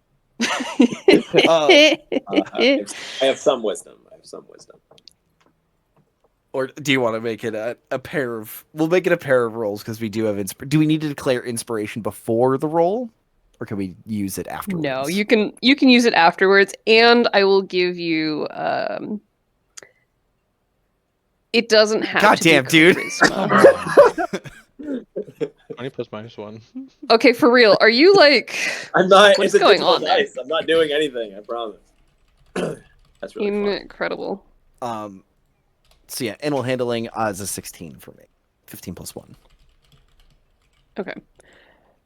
So as you kind of like shuffle your way through the horde, doing that little scoot motion to not step on any kids, you know? And you start like moving this canopy around. The kids are like, what is happening? They're excited just in general, confused, looking to Duncan, looking back at you, looking at each other, and like, what is going on? And then like you kind of get the setup. And Brun, how are you picking your first victim?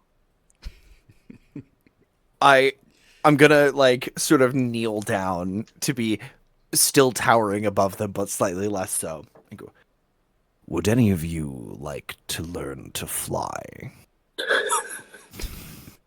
And you get this chorus of gasps, and one kid elbows the others to run up to you, and it is this teeny tiny little girl, probably a little halfling kid, and she's like, me, like right up in your face.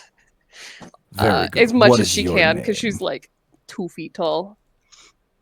What is your name? Sorry, what did you say? My name, I am Icus. Icus. All right, and I'll reach out. I want to fly. I'll reach out. I'll reach out and like sort of scoop her up like in one hand. And go. Yeah, you can fastball special this kid if you wanted to. Now. She's got like little claws. Her fingernails now are so I want you sharp. to remember. Roll when you hit the ground, and keep your arms out wide. Ready? Are you throwing this child like a paper plane? Like get her to or like go cannonball? flat. I want her to like arms out. A T-pose? Yeah, I want her to like horizontal. Like a horizontal T-pose. All right. And be like, and now you be ready to flap. Arms are ready. And yeah, I want to like go and like toss her on this very gentle arc so she hits the canvas and like rolls down it. And hopefully like tumbles through the dirt a little bit and ends up like closer to us. But not dumping her in the middle of the active street. Thane, you're watching this. Like, what is happening? What is he doing? Oh, he's throwing the child. The child is flying, and you pull the tarp or the canopy just a little bit to better angle it. Like just kind of an instinctual, like, oh nope, scooch it, right?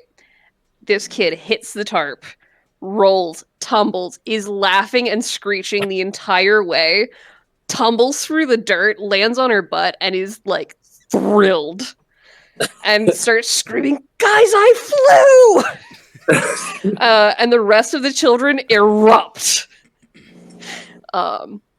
So while you guys are doing that, I would specifically, I want to learn all of their names if I can.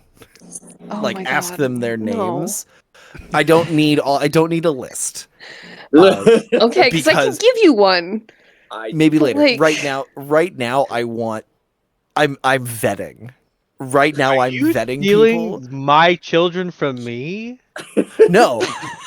He's recruiting. I need a list, and I need their home addresses so that I can go look them up. One, to make sure they're not street rats, so that they have a loving famay. 2, so that I can take them from that loving family and make them into mine. Brun is Sane follows up. Are you happy? Are you fed? Do they work you for free? Brun is secretly a CPS agent. No, Brun. So Brun is. So he makes no money. I think it becomes very obvious that like Brun is like really engaging with the kids, in a way that only somebody else, like, it's a very comfortable thing for him, and it is asking the question. And Thane, you hear me asking the question, like, what is your name? What is your name? Like, getting to know them. And Thane's doing the same thing, but they're very uncomfortable. So it's more like, what is your name? Your name? Are you happy? Did you experience pleasure? Will you leave a 5-star on a scale of 1 to 10? How much joy? He hands out the tip machine. But yeah. So as this is happening, Navos panning back over as Kevin like leaves the like arc of children that are just tumbling. It becomes like, have you ever seen those perpetual motion marble machines where it just kind of yanks the marbles? It's just like that, but with children. I'm double fisting children. It's a real messy time. Awful. Hated that. Navos, you see coming up behind Duncan, a red tiefling being pulled along by who you've learned is Kevin and Sari. This tiefling, like I said, red skin, and she's talking to the children as they're going along, like hype, like buying into the hype, right? These kids are excited, and she seems very comfortable with the children. You would guess this is probably Piraeus by the amount of paint splattered across her. Okay. And she'll wander over, and Sari likes you now. You are the chosen adult, aside from Duncan. You're the safe adult now. So Piraeus is gonna follow up behind these children. Give me 1 second, y'all. Mm-hmm. Yeah, and hi.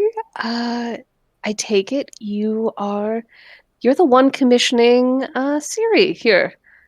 I suppose. You're the one that needed the paint. I am.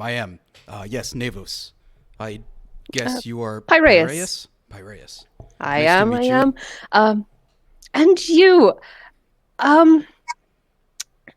So as she's talking, I don't know how many tieflings you've met aside from Vox. Yeah.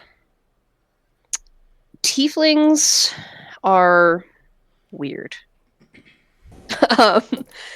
And as she's talking, you notice like her lower jaw is split down the middle, and it's almost insectoid, kind of mandible almost, as she's speaking. And you would imagine this would be mildly off-putting, at the very least, for most people. But considering you and your own maw, not that weird. But there's like this slight extra motion to her face as the mandible is kind of slightly out of sync with her words.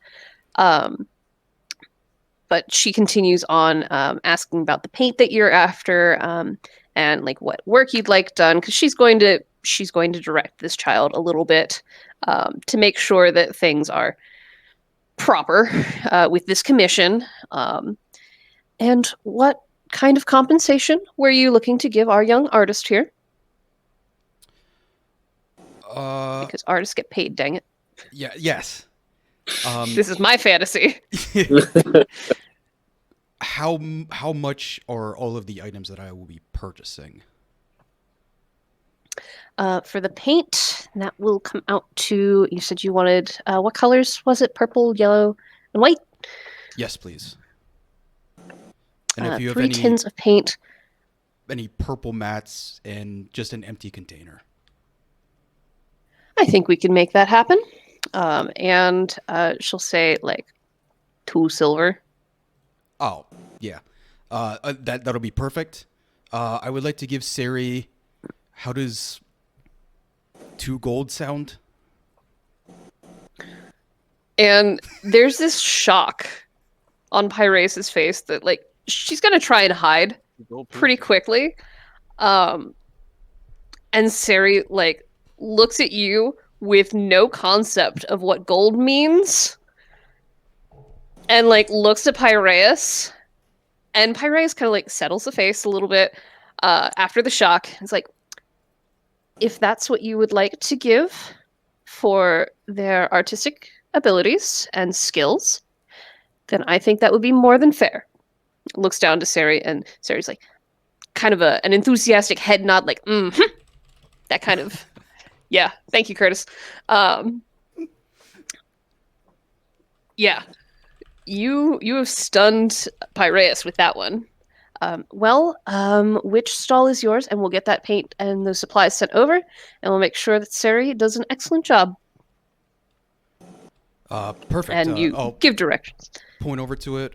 Yeah, I mean, you can see Navos really wants to offer the child what they're due, but might be a little confused on what money is as well. Going by like the faces of everybody. By the way, Piraeus, is there any role I can see like with the jaw? Does this look like? I guess how many tieflings have I seen? Has Navo seen any others similar? This particular feature you haven't seen before, not manifesting quite the same way. You've seen like chitin plates, you've seen kind of gnarled horns, you've seen different shapes of the ears or like weird tails. There was one tiefling you saw where their tail was kind of this like almost a ribbon that became a hand at the end. Like, every once in a while, you see something that's just like, that's gotta be something real magical, right? There's no good explanation other than, I don't know, magic, for some of the things that you've seen. So, like, it's not the most out of the question, but I don't know how you feel about insects, generally. It is a little disconcerting after seeing fairly standard humanoid faces. For the past while. Okay. I appreciate the help and am excited to see what Sari can do. Okay.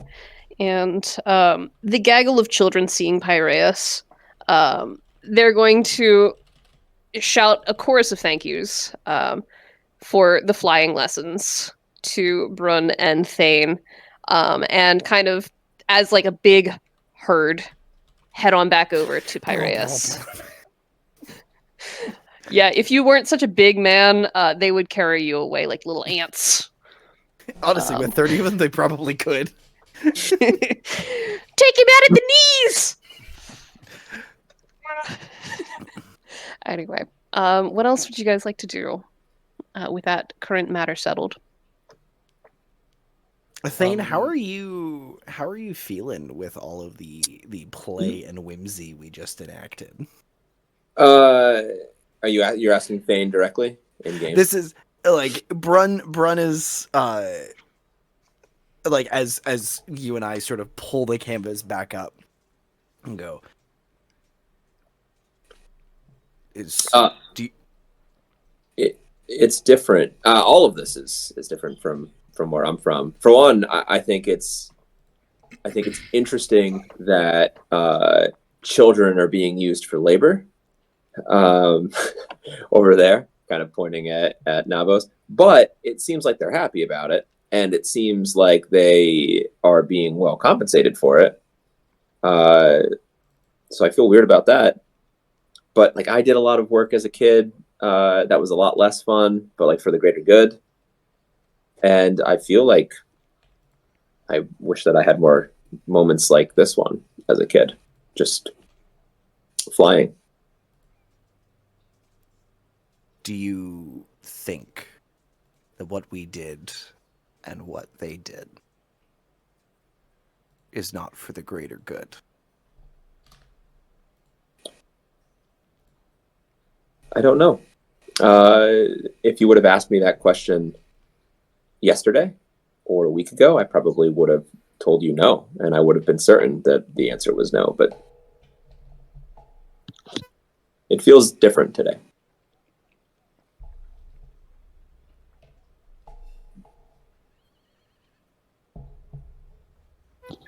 Navis, the pressure is back.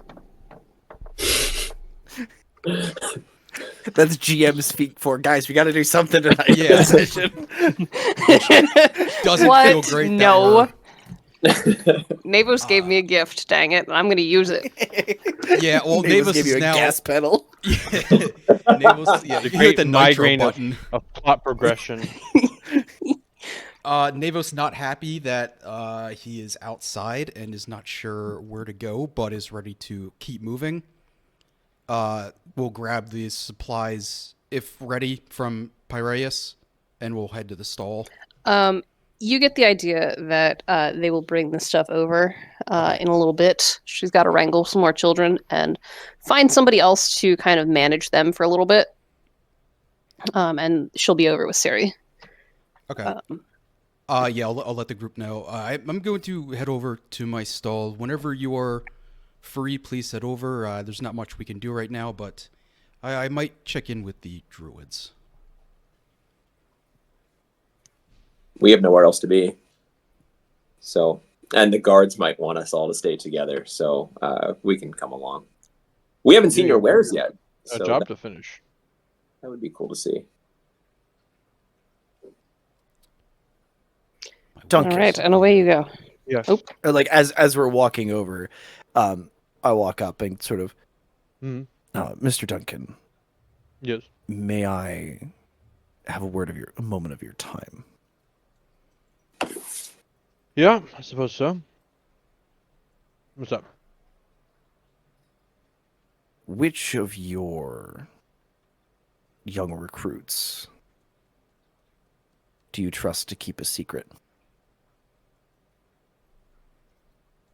I'm not recruiting them for anything.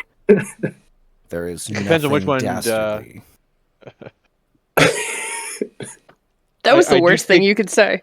The night before, he's like, I work for this shadowy organization. Yeah, I know. I was like, Tonight I'm like, I'm not going to recruit them to stab anybody. They're not going to maim anyone.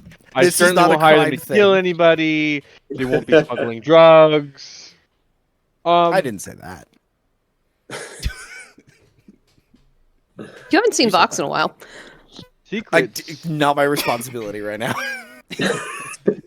I cannot talk to Vox because I'm currently actively observed by the police. But to answer your question, it isn't the best idea to make children keep secrets. But I will say the one that follows my rules the strongest is probably Kevin. And he always remembers the rule. I have it written down. Can't remember his own rule. I know. Senior moment. It's not a senior moment. I know the rule. I'm just trying to remember the number. Where is it? Ah, there. Rule 22. And Kevin follows this one for me sometimes. When entrusted with a secret, keep it. If that answers your question.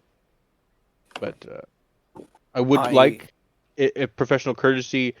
Anything you tell Kevin, you got to tell me, because if it's a no-go for the children, it's a no-go for me.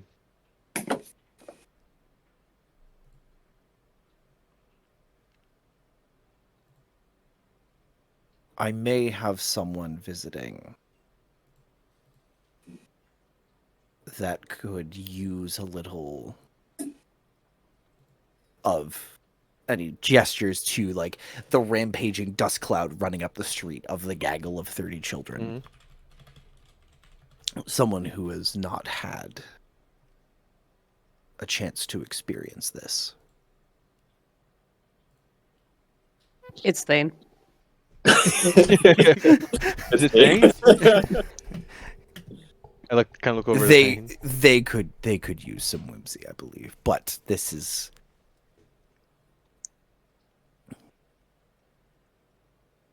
As long as nobody's getting hurt, I think I could have Kevin talk to you about it. There is some risk. Oof! Now you're signing me up again. He's just a young kid. I'm not going to let him get hurt. It is.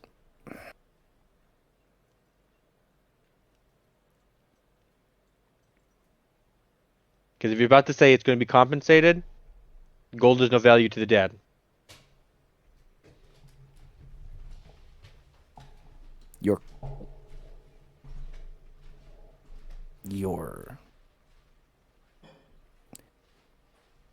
You're right.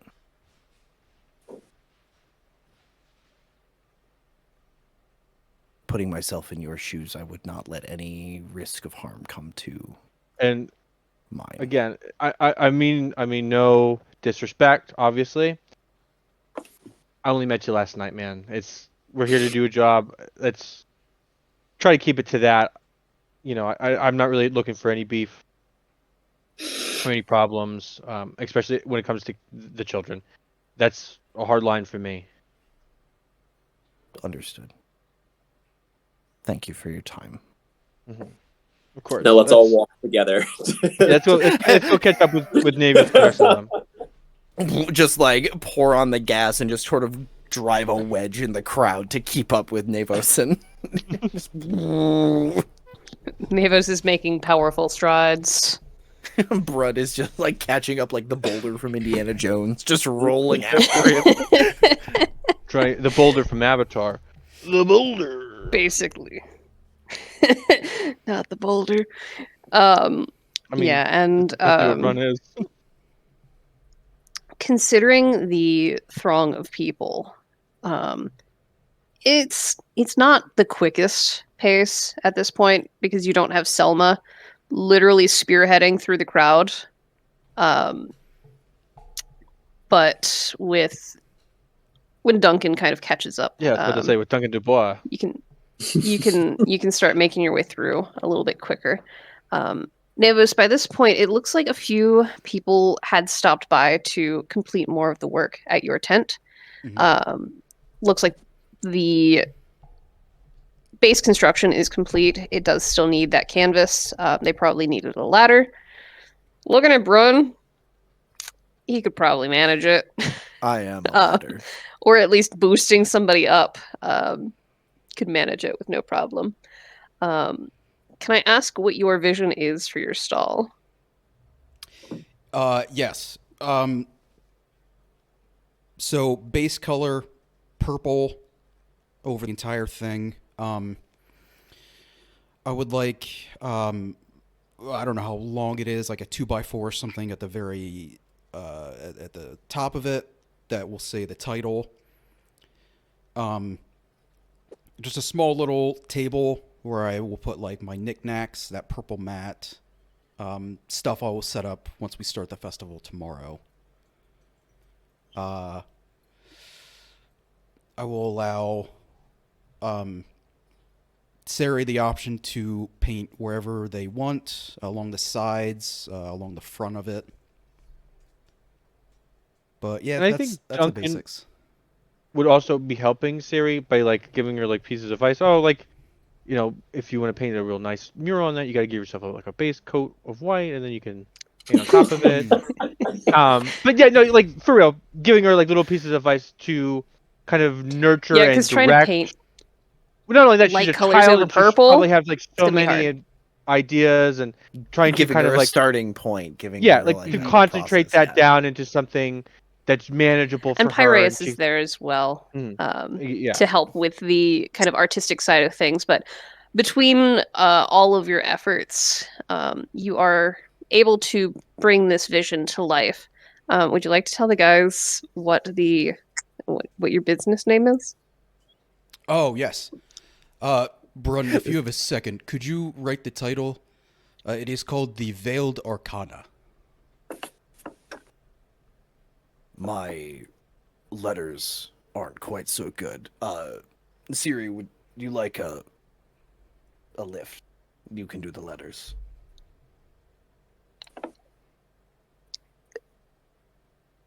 I can try. Just hold on. You get the idea that a small town child may not know letters very well. Oh, that's all right. Don't worry about it. Brun, can you pick me up? I'm like can I get on there putting too? C-Ray like up about to put her behind my head. Like, do you also want to be on my shoulders? I would like to, please. Hold on 1 second, C-Ray, and like put her down and be like, I owe you a flying lesson. Don't think I forgot. And Navos, I will like, do you want me to kneel down or do you want me to pick you up? How do you want this to work? Pick me up, please. Yeah, the dirty dancing. Just like pick you up and like just like kind of from behind because you got the spines. So I'm trying to like navigate around that. It's like, hold on. Can you stand on your table? And I will like on the stand spot. And I'll and then I will put my head down and you can step and like put your legs on either side of my head and we'll be fine. I think that'll be the easiest way to kind of do this. Oh, of course. Again, like a bigger character, but like is still kind of like wobbly. Yeah, I don't think the weight's gonna be the problem. Like once my feet get planted and you get into position, then it's just up and it's just sidestepping to do the letters. Yeah. Oh yeah. It's not your strength. Navos is just kind of like. Just in general. He's a little noodly. Listen, totally fine to have the noodle because Brun is rock solid leg support. You are also probably. Sorry. Shut up, you disgusting. You're probably like 10, 11. You're the tallest motherfucker in the entire town at this point. Yeah, you can see over buildings nearby. So you see a tiefling on the roof in the middle of it, like emptying a purse. It's Vox. He's like, "What?" Scampers over the roof. Hold on to that thought for later. Yeah. So I'm gonna need some rolls here. I'm thinking maybe an acrobatics, maybe a sleight of hand or something. One of you pick something. One of you pick something else. How are we feeling? Can I do? I feel like. Just athletics to just get up and get into the position, and then it's just like the side steps over. Okay. Do you want to do athletics with strength? I assume. Oh, for sure. Okay, Navos, what are you feeling? Whatever does not use strength. So. You can. So, quick reminder: you can argue for any of the stats to be added to whatever. So like if you wanted to do athletics wisdom for some reason, like I would allow it if you could argue for it. So don't let the paper tell you otherwise. Can I deceive myself that I'm very strong and good at this? Intimidate yourself. You can do it. I'm not super convinced, but it's funny, so I'll allow it anyway. Okay. I'll allow it. You can center yourself mentally by lying heavily to yourself. That is a 17. That is a 21. Flawless, mostly. There is a little bit of wobbling, but as Brun kind of plants his feet, widens the stance for more stability, foot slightly back behind the other. And Nevos, you are not used to being up this high. Normally you keep yourself crouched. Are you extending yourself taller? Or are you staying crouched above Brun? I guess I'm trying to get a better picture of this. How high the stall the height is? Probably the sign is. You're over it. Yeah, probably reaching down to get to it. So Nevos does have weirdly long, extended limbs. So probably crouched over, but then just reaching out as far as possible. You've got a wild counterbalance movement going on. You are. It works. I don't think you have a tail. Do you? Do you have a tail? I don't think I do. I didn't write it in my character art. I don't think you do. Okay.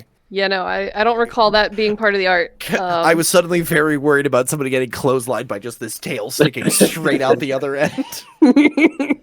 No, his butt is way far back while his knees are in front of your face while the rest of him is hunched over. Fully locked in, resting perfectly on top of my my top knot is pushed into your stomach as you're just laying across the rest of my shaved head. It's weird for everybody. Yeah. It's weird for everyone involved. And right about as you're finishing up the calligraphy on Arcana, you do hear from behind you, "Well, Brun, and yet you didn't want to be talked about with me. I'm hurt, really. I rolled a 19 to see if Vox showed up." Of course he fucking Can we get a Vox check? Yeah. So you do hear Vox heckling you from off to the side a little bit. Thank you, Vox. No, thank you. I'm enjoying the show. Has the name been written down yet? Which name? The name of the stand. Yeah, is that up now? I feel like you were on the last letter, Nevos is just finishing up the calligraphy. Very nice handwriting, I believe. Just staring up at it. The Veiled Arcana, Nevos. So, I mean, I'm not from here, but I know that magic is sometimes, kind of a weird topic here. What do you sell exactly? Oh, I sow the fates. As I'm looking down at you, turns you to square up to him. Have you ever seen a cat balancing on somebody's head? I imagine it's kind of like that. Spikier. A spiky cat. I sow the fates, but I mean, for this festival, Marlowe has hired me more as an entertainer. So you're not an entertaining indeed. Vox is going to give a very sarcastic little clap. From underneath this hanging body, just the hand comes out with the middle finger towards Vox. Oh, and here I thought you'd be excited to see me. I brought this back for you, and has your coin pouch. Notably smaller than it had been. Just reach out, take the coin pouch, and retreat back under the Hercules Nemean lion shawl-esque thing that I got going on here. Yeah, basically. Yeah, Nevos, I thought you might want that back. Nevos, would you like to get down, or are you comfy up there? I'm Well, good. he'll take the moment in for a second. I think I'm good. If you'd like to stretch and really get the view from up there, I understand. Oh yeah, like a full cat, just nice up and big, and then then we'll step down. That looks like fun. Can I try? Table. And Vox is like looking to like climb up on top of this stack. I've always wanted to see the world from Brun's point of view. No, you had that chance, and then you slipped and fell. He's like, "Bleh." Fine, but did you go pick up your package yet or not? Oh, damn. Yes. Didn't that elderly woman? That was a gift. Vox is gonna look at you just a little bit. Duncan's going to remember the gift that was given to Brun and remember what's inside of it, and he's going to give himself a little chuckle. Do you know what's in the gift? Yes, because I had met that lady in my solo session, and I think it was my Oh, that's idea to right. give him that gift. It was my choice. It's all connected. That's Oh, right. no. It's all connected. It's all So connected. I know what's in it, and now having It's another met child Brun, army. it's a smaller child army fit inside his package. I They're know in the what bag it of is, holding. yeah, and I think it's funny. Duncan thinks it's funny. What he doesn't know what it is. We just remembered the old woman because we're not used to seeing people that age in public. It just stood out to What the us. frick? Yeah, I'm standing right here, bro. The slow turn. Just the old man sitting next to you. Even Vox is a little taken aback by that. Like, I don't know how to respond to that. They go somewhere special. Right. They have their own. Like the wise ones go to their own.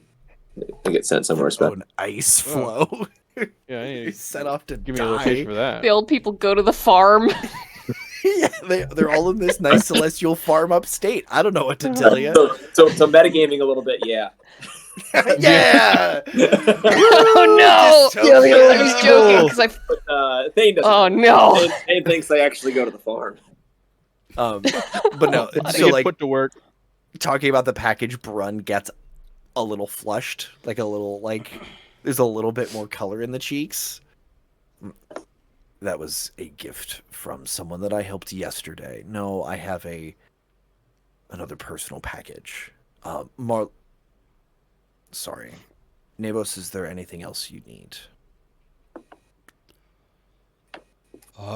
No, that should be about it. I'll let Siri do their thing, but I just have to set up my little containers tomorrow.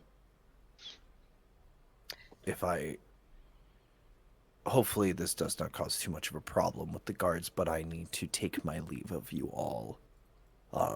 But in an apology for my rudeness, dinner will be on me at the White Hart when we are all done.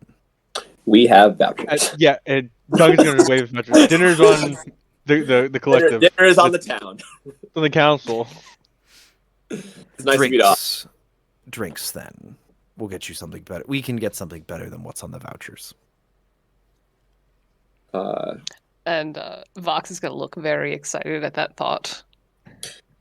Thank you, Brun, for today. Thank you. Thank you all. And he will, like, sort of stand up, give a polite bow to each of you in turn. And then, like, walk back past Vox and just, like, snake out an arm and grab Vox by the shoulder and pull. And just like, no, you are coming with me. Before you have a moment, Vox is going to... Navos, by the way, I'm good on my palm. Could I watch you read somebody else's? I want to see the process from the outside. Oh, of course. Would you like that now or when we get drinks later? We'll pick somebody. We're all here. Okay. Okay. Okay. Okay. Vox, we need to go. Shush, Brun, don't ruin this for me. So I'll roll a d4. Curtis 1, Evan 2, Yeah, sure. Andrew 3. Reroll the 4. No, 4 is Cynthia. I run over We're to gonna go Cynthia. find her again. Read the child. Cynthia actually, is an Eldritch deity. Cynthia actually needs a signed parental permission slip. So it's Cynthia, the old lady. no. Oh well, Cynthia's the old lady. I meant. Yeah. Oh, you mean Siri? Siri. Sarah, Yes. Yeah. Sarah. The Yeah. our painting whiz. Little girl. Yeah. Small child. Brun, before All you right. go, it looks like your free reading is on the house. Vox gets the biggest shit-eating grin, looking at you. Like, come on, Brun. It's free and on the house. How could you turn that down? I'm more worried about upsetting her when I don't pick up my package on time, but I'll let you make the excuses. All right, left. I mean, you're the or- one to learn. Left or right, Nabos? What is your dominant? He kind of looks, and I don't remember what hand is dominant because Alexis actually asked me this question. I think Duncan is I also going to believe look you at said his right. hand and Yes. decide which one is his dominant hand as well. Yeah, it is. It is the right hand, and he will Look at that. My brain coming in clutch. offer it out to you. All right. You get sort of the excited hands from Vox, like, go on, do it, do the thing. I will take a look at the hand. I'll cuss my left hand underneath of it, see it as much as I can read. Not only the lines, but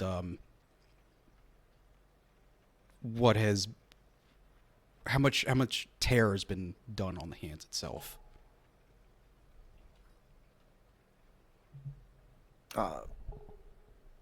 Do you want an answer for like the wear and tear on the hands, or is this a separate thing and I should just shut the fuck up and stay out of the way? I don't, because I'm super interested in the palm reading as well. Yeah. What do you think, Alexis? I mean, I feel like tarot's a little easier to go with, but do you want me to just make it up on the spot, or is there anything I can I go off of? believe when you read Vox's, I think you rolled for it. I think so. I think you rolled an investigation, maybe. Okay. Was there a different stat that you used for it? Because it was tapping into your experience and your knowledge, and I believe I gave you proficiency with it as well. Yeah, investigation would work. Or insight. Insight, perception, yeah. Your choice. Oop. That is a 23. Curtis, can you give us a description of Brun's hands? So Brun's hands are large. They are these vast, tough expanses of palm. A lot of the where your hand is sort of cupped underneath it, you can feel a lot of scarring on the knuckles, and on sort of the fingers. These are hands that are not unaccustomed to violence. They throw punches. Like you remember seeing Brun. You saw Brun in the fight yesterday. He can handle himself in a brawl. But looking closer, faded with almost a decade of where there are calluses and wear on the palm of a sword, of a sword hilt. This is a hand that occasionally picks up other tools, shovels, rakes. But they are almost like sort of as you're running your finger across it, the skin feels a little, I guess, scraggly. Like the kind of it's the kind of texture that if you took a microfiber cloth and like draped it across, it would snag. More so than just the calluses on it. I will add as well that as you kind of prod the hand a little bit, you manipulate the hand to see how it moves and responds to different pokes and prods and things. The hand is a lot firmer than you would expect. There's more resistance behind the flesh than you have seen in even like farm hands, who also have a lot of that experience, like working with their hands. Like there's just like an extra bit of resistance behind as you push and squeeze the hand a little bit. I see. This is definitely a Goliath's grip. Drawn by strength, endurance, long use. You could say maybe a path of a hero. That is your decision. But if you look at this top line, right underneath your first knuckles, we call this the Bard's Tale. Yours are deep, having used many times, I'd assume maybe with a weapon, but your heart is bound by some oath, something you're trying to keep up with, maybe a mission, maybe a relationship. Below that, you can see the wizard's path. Again, very deep, straight, held similarly. A strategist, it seems like. You make your plans far ahead of time and keep to it if you can.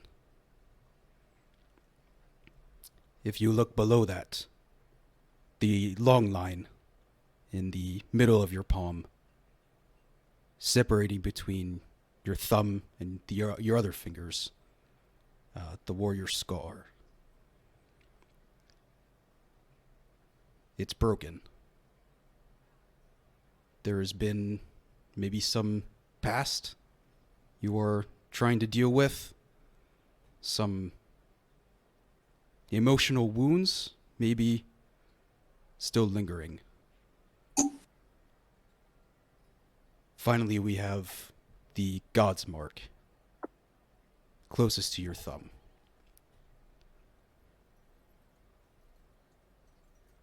There is maybe a sworn enemy, maybe not currently dealing with, but someone else is shaping your path. I hope that has helped you somewhat. Again, I'm about 40% right on these. This is the old god's way to say nobody's perfect. Fate reading is 90% mental. The other half is physical. Those are 2 sports references. Dang it! No! I fully missed both of those, so good job. Definitely sports. But we're not even in a bar. Brun, how are you reacting as Navos is talking? He's mostly focused in on your hand as he's talking about it. But how are you reacting? And if you would like to hide that, you can roll a deception right now. So I rolled before you said I can roll for it, so I'm going to disallow that option. which sucks because it was a natural 20. But I'm honestly more okay with this. As it goes. I found where the bad rolls went, everybody. That's a natural 1. Man. That same die was like, fine, you're not going to use my 20? Yes! All right. So, Navos, you, like, I'm imagining you kind of looking up, like, as you're like, hey, you know, this is the old god's way, and you look up, and Brun is staring you down. Mm-hmm. And there is, you absolutely get the feeling that you were way more than 40% correct on that. Like opened up Brun and read him like a book when he prides himself on being unflappable. You have flapped him. His gibbets, they've been hibernated. My flabbers have been gasted, and Brun is trying to keep his shit together. And he goes, and like you're holding his palm, he like pulls you close. Thank you for the reading. I will let my left hand go, and with my right hand, poke you in the chest, get even closer, and say, I wonder how many personalities are in you as well.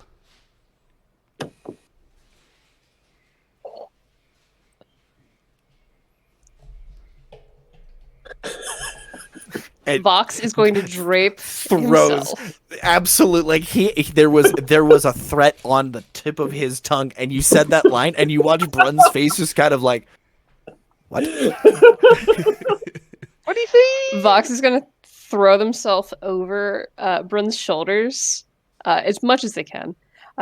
Well, I guess 40% just wasn't in the cards for you. This man right here never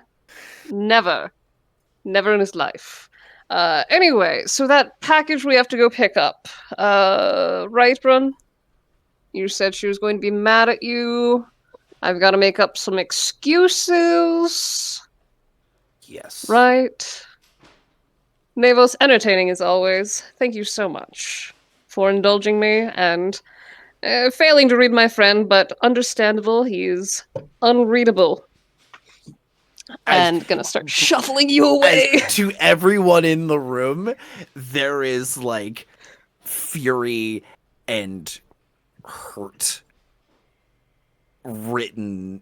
Like the fury is on top, but it is coming from a place of like, oops, here's dirty laundry that you thought you buried all this time ago. Is this yours? And Brun is like, you had his right hand, the left hand is flexed into a fist and has not let go. As Vox like is pulling the fisted hand away, and Brun like just gives a half-hearted wave and then exits with Vox. So Thane looked phenomenal as soon as things started to get real. As soon as like there was even a hint of like, okay, there's like real emotions happening here. Thane is just like, people are entitled to their secrets, like just kind of looking away, like embarrassed secondhand. And as Brun goes, Thane's just gonna turn to the other two. Is there anything else that we need to be doing here? I think I am all set. I might talk to Irgison, but that's about it for me. What time of the day is it now? So by this point, you guys have been all over the town, doing this, that, and the other thing. We're starting to get toward like sundown. Evening is falling. So you kind of skipped lunch a little bit. You could have stopped somewhere and grabbed some food along the way. Use your meal voucher for food at some point. But yeah, it's getting toward evening here. Do we want to go back to the White Hart now and just relax a little bit before Brun comes back. He owes us those drinks. They owe us those drinks, so. Yeah, absolutely. I have these meal tickets. It's, hungry work. Navos? Yes, that sounds good. I will catch back up with you. Okay. Thane's just going to walk off, I guess, with Duncan then. I will say, if you guys start wandering off, the guards did take note of the tension, and they absolutely took note of the big man walking from the rest of the group. And you can see that they've been closing in a little bit, like, oh, one of them's trying to run while there's an active investigation going on. I don't know how much you're going to be looking around while you're raging and being pulled around by Vox. But Vox is going to clock that there are active guard following and kind of tightening in a little bit at the moment.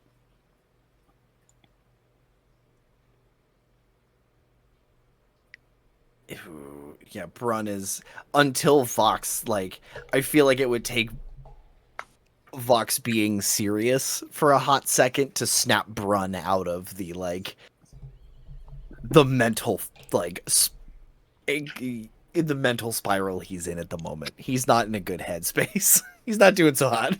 Yep. Vox has known you for a good while. You've worked together for who knows how long at this point. They're gonna, like, snap in front of you, and while the sarcastic tone does remain, you can tell that there is a seriousness to it. Brun, come on back. We still have work to do. Your entourage are following us. I'm not allowed to pick up this package. Fuck. So I need you to get it together. Thrice damned shit. Alright. If I pick it up, can you take it and deliver it? Because I feel like they'll search me. That's why I'm here. Great. You do the pickup. You check that everything's alright. We hand it off, and it gets where it needs to go. Same song and dance, you know how this works. You're right. Don't fuck this up. Brun. That's He's arriving tomorrow. Yes, and I'm turning back on you. Isn't it comedic? Isn't it ironic? It is like rain on your wedding day. No. The song lyrics hit his head. A lot of sports said, no, the true evil. Oh, is that another sport one? No, that was a music reference. Dang it. Okay, I thought so. Do you think you can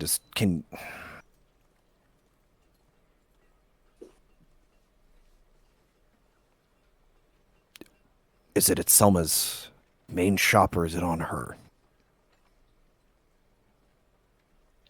Well, I would assume it's at the main shop. Oh, good. That's where I found her originally. Oh, good. I get to talk to Benny. This will be a delight. No clue who Benny is. I would recommend the side door at this point, because the shop should be closing soon. Right. All right, let's go. And try to, like, pull my hand out of Vox's and then, like, make my way. Trying to lose the guards at this point. I think he's trying to lose a tail. And get out. That sounds like a roll. Sure does. What kind of roll are you feeling? Yeah, you could do stealth, deception, perhaps. Athletics. I don't think I can deceive my way out of this. I can't lie about being smaller. What about survival? I To navigate through the streets.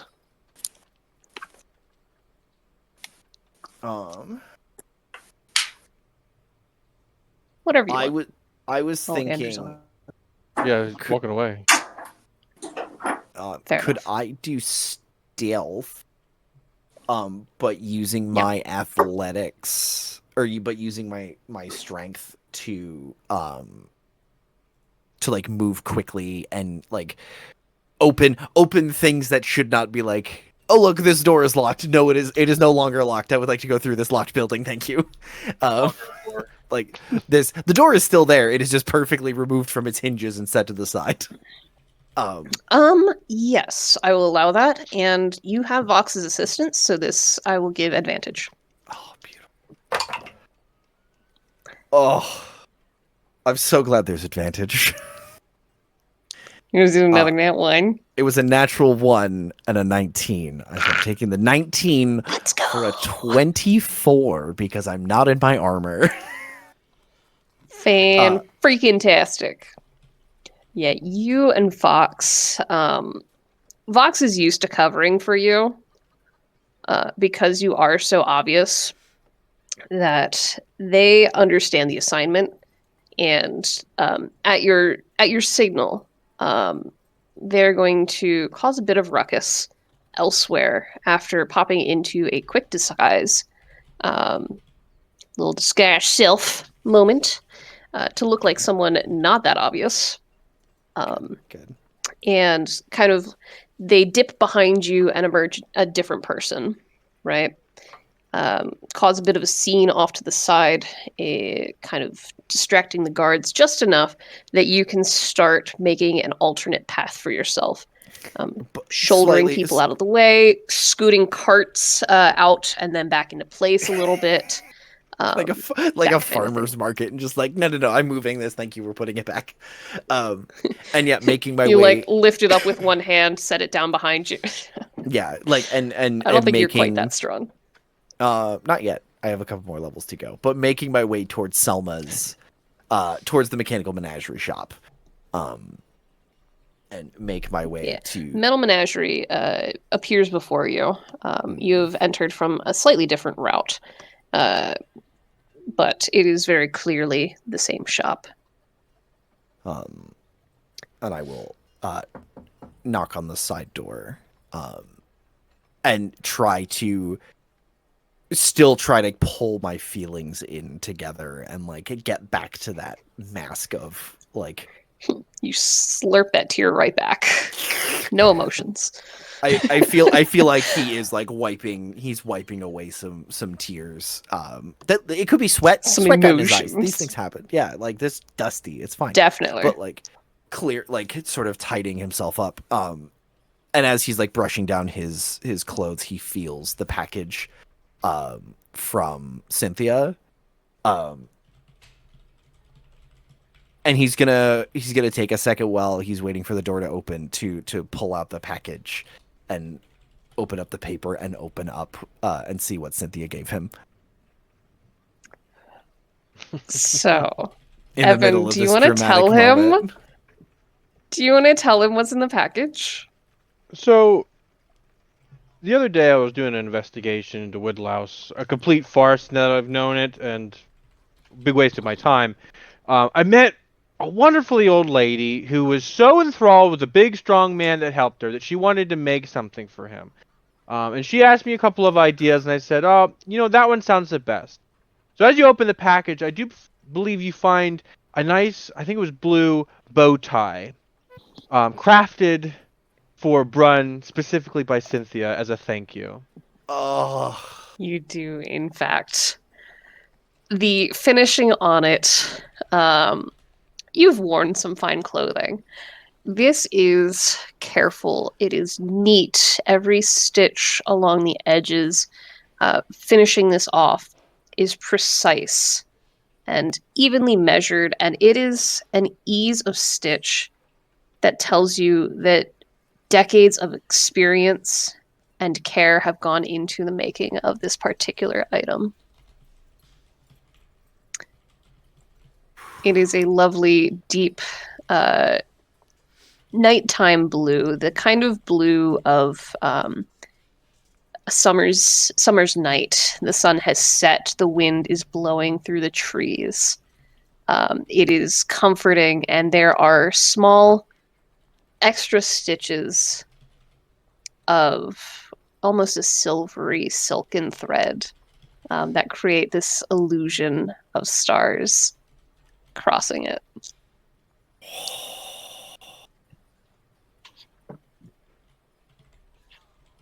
Brun's gonna like stand there and just be staring at this when whoever opens the door, like that snaps Brun out of this reverie that he's in, and he is just like, it is beautifully crafted, but this is like, his brain is somewhere very, very far away, looking at this, and I think the sound of the side door opening is what gets his attention. This door opens just a bit. Now, who's out here? What do you want? Our business is closed by now. Selma, it's me. And he, like, folds and up Selma opens the door further. The big guy from earlier, what do you want? Did you forget something? It's Brun. We're closed. I'm aware. You have something for me. And she's gonna look at you. Those calculations start running again. Pleased to formally make your acquaintance there, Brun. Pleased to make yours as well. What do I want to hear first? It's a lovely evening for a stroll through the garden, don't you think?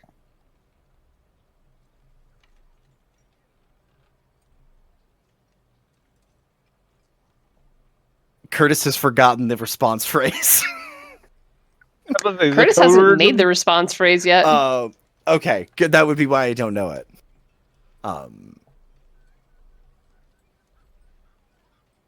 What did she say? It's a pleasure to... She said it's a lovely night for a stroll through the garden. Ain't it?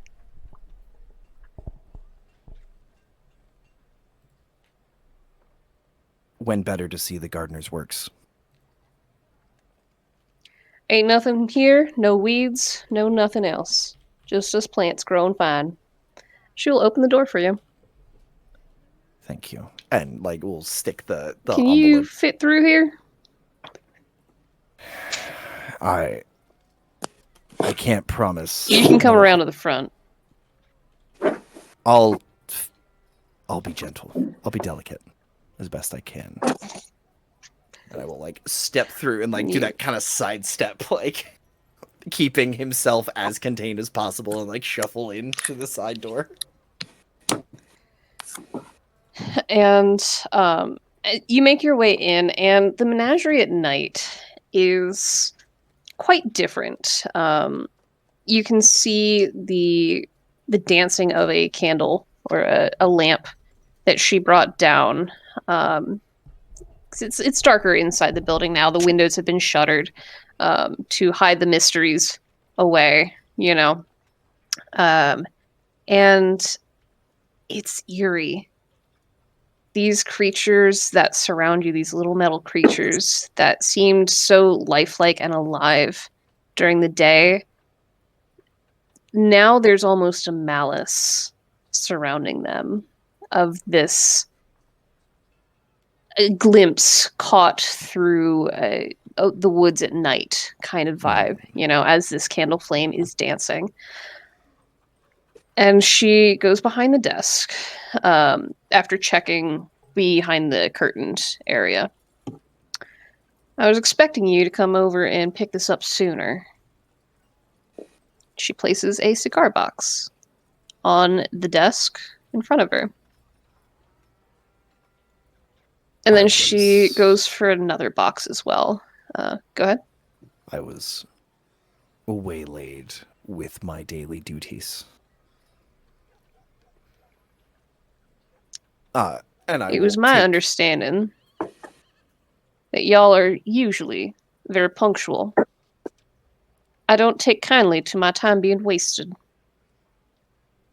I understand. I suspect this tardiness will be compensated properly. Of course. And she brings up another box, a larger case. It stands taller than the cigar box does. You gonna open them?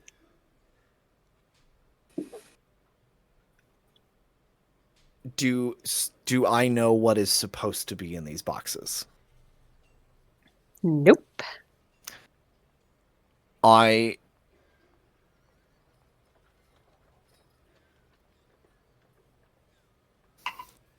Part of me wants to check for traps in the most broad way I can by opening them. Face first. I honestly like. What's in the box? I'm gonna take the cigar box. It's heavy. Will any harm come to the contents if I open it? Well, not if you're gentle with it. And she seems a little bit off-put that you are so late. You can smell some dinner from above. You imagine that she was having dinner with Benny. Then I shall make this quick. You open the cigar box, and there's cigars. She's got her arms crossed at this point. You're not going to open it the whole way? And she points to the side of it.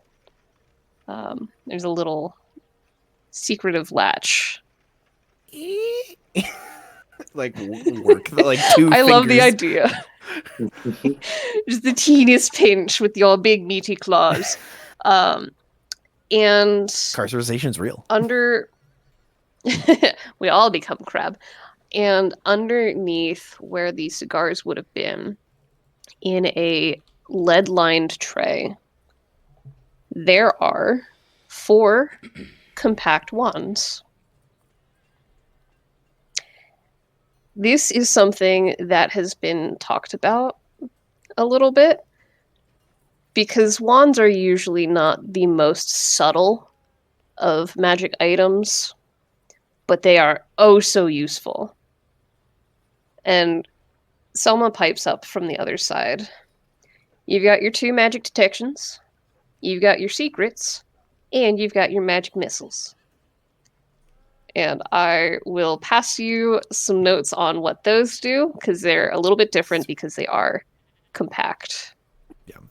We'll close up the cigar box, and set it aside and go to the larger box, the larger case, moving a little more quickly to kind of respect her time.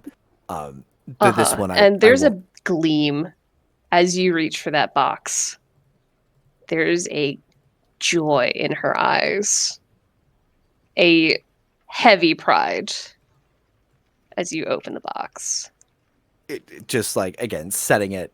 Does it say this end up anywhere? Like, I want to make sure that I'm open. Like, it's very clear which way is up. Chile on the side. Must be Italian. It's French for throw. Fragile. But I will like pop the latches to have it open this case. If Duncan were here to see the woodworking on this, he would be impressed at the dedication that went into this item, like into the protection of this item just alone. And nestled in on rich fabrics, that smell of exotic wood, is a mechanical dragon. It looks immaculate. It surpasses even the works that you've seen around the shop. This is a custom item, a gift for someone that a lot of money was paid for.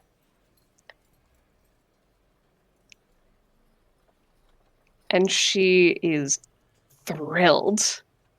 I worked real hard on that one. The ones were fun, but... Selma, this is beautiful. You do incredible work. Well, of course I do.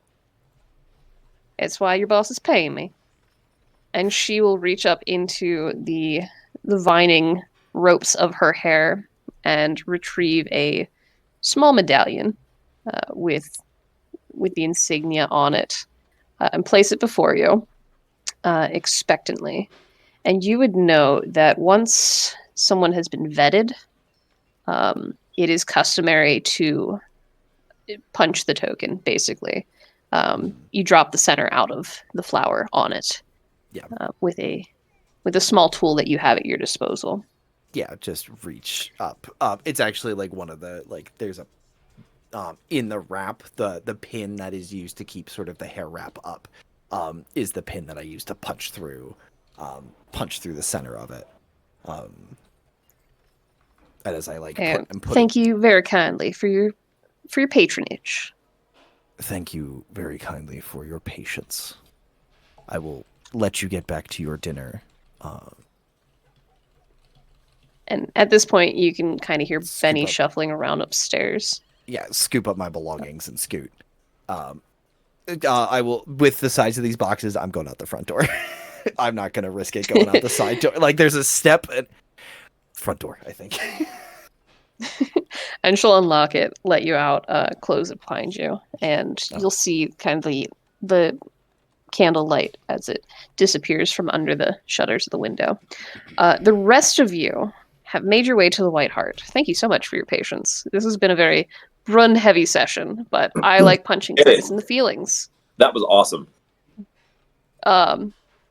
So, yes, the rest of you have made your way.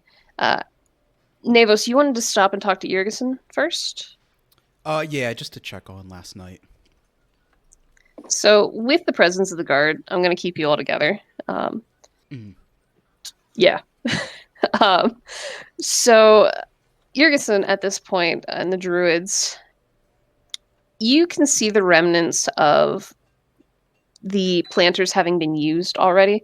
And Navos, you've seen this before. Duncan, how familiar are you with the different entertainers and artisans and things and vendors at the festival? So any vendor that normally lives in the city, I think I would see them around. While Duncan does appreciate the arts, he doesn't really go to artisans. He doesn't really go to music festivals or anything like that. So any of those people, he probably wouldn't recognize. But anybody who like lives in town is like a oh, this is Deborah. She runs the bakery. She has a little bakery stall out here. I would know those kind of people. Right. Whoever was at my cribbage club. Yeah. So you would know that the druids, they're back year after year after year. And I use the term entertainment lightly. They are hired specifically for this festival. Thane, you have no clue what these druids do here until you see one of them chatting with a random passerby in your view. Something is exchanged, placed down to the soil, and you see the druid channeling energy, and they push it into the soil, and the seed erupts in a rapid burst of growth. And this one is it's tomatoes. You see this seed it reaches up about 3 feet tall, becomes this grand bushy thing. And in a matter of moments, you see flowers emerge. And the druid kind of pauses there for a moment, moves their hand from one flower to the next, to the next, to the next, to the next, doing a sampling of them. And you see again, they channel that energy, and the process continues where this tomato continues to develop. And you see fruits where their hands had been touching at the flowers, first green and then larger and ripening into, there's like a really bright red streak on a yellowy base. And again, this druid pauses a little bit, and they take a knife, pop one of the tomatoes off, and they cut it in half, pull a chunk out of it. And they're discussing with the, you would assume, farmer at this point, what they're seeing with it, talking about the crop, and nods a little bit. The farmer asks a couple questions. You see some seeds collected from the fruit, and they drop it back down and let it go. And this plant that grew before your very eyes blackens and rots and drops back down to the soil. And you see now why the soil looks the way that it does. Several plants, it looks like, have done this process throughout the day. These druids are here to help people test their crops before they go through the trouble of planting them, only to have a failed crop or a crop that does not do what they're hoping it will do. So, Duncan, I'm not sure if that's something that you would go check out. For you, it might be a little bit of a novelty, because they don't usually check trees or woody plants, because those aren't typically going to be crop type things. I would imagine that I buy my lumber from a lumber mill because it needs to be aged and dried out, and so like I don't really work the lumber. I just buy it. Yeah. So you might not be very familiar with them, but you do witness all of this happening. And Navos, while that's happening off to the side, Irison catches sight of you. Kind of hard to miss. Oh, Navos. So glad you got to come back over. How has your day been? It's good. Busy. Stall is finally all set up. Yes. I got a young artist to paint over it. Very, very good. How about you? Yes, I saw the flowers and vines. Very lovely touches. They actually came over to ask about some flowers, so hopefully you like the suggestions. Piraeus brought them over. Very lovely to see her again. It's been busy. It's been very busy. And she gets a little uncomfortable for a little bit, kind of shuffling awkwardly. For the other two, I don't know how much you would have noticed the druids in the midst of the bar brawl. Jurgensen is a pearlescent white dragonborn, very stretched features. Think more like Eastern dragon, where they're very long and lengthy, very graceful, long neck, kind of swan-like almost. She has her kind of hair tendrils that dragonborn have, little bands of metal that are embellishing it, and her horns are kind of branched like trees almost, with these fine silvery chains that have small gems, like small clear bits of glass or something along it that makes it look kind of like spider webs with dew. And wearing a very formal druid garb with her staff. She looks every bit the leader of this particular band of druids. And she's going to reach into a pocket, into a pouch, and produce for you 4 seed packets. You seemed very excited about the morning glories, and I wanted to apologize for yesterday at the bar, at the tavern. He has been an admirer of mine for some time, and Usually when he gets drunk, he gets a little excited. And you got caught in the middle of it. And your friends helped you as well. And so there are 4 packets here. Yours to do as you will. But if you would like, I have some for them as well. And she will point to them individually. And starting with one that she identifies as Malweb. And I can write these out if you really care. But she'll kind of go through them. So Malweb is it's a shrub with it produces a mucus, and it's very sticky, kind of almost sweet, like faintly sweet scent. It's really hard to get off of your skin, so be careful with it. But it does make a lovely addition to gardens. And this one is Twillwood. It produces, when it grows larger, the bark kind of peels in these tatters, kind of silky. And don't look too long at it. If you look too long, some people tend to get stuck looking for even longer. So it's very pretty, don't get me wrong, and the bark will wave in the wind, even if there's no wind, but I promise it's mostly harmless. And then this one, Ebon Iprium, be gentle with this one. When it's injured or wounded, it produces this thick black sap, pools, and it has like a rainbow sheen to it, but nasty stuff. Not pleasant. I don't recommend touching that very much, but very rare. I thought perhaps someone like you might appreciate an unusual plant.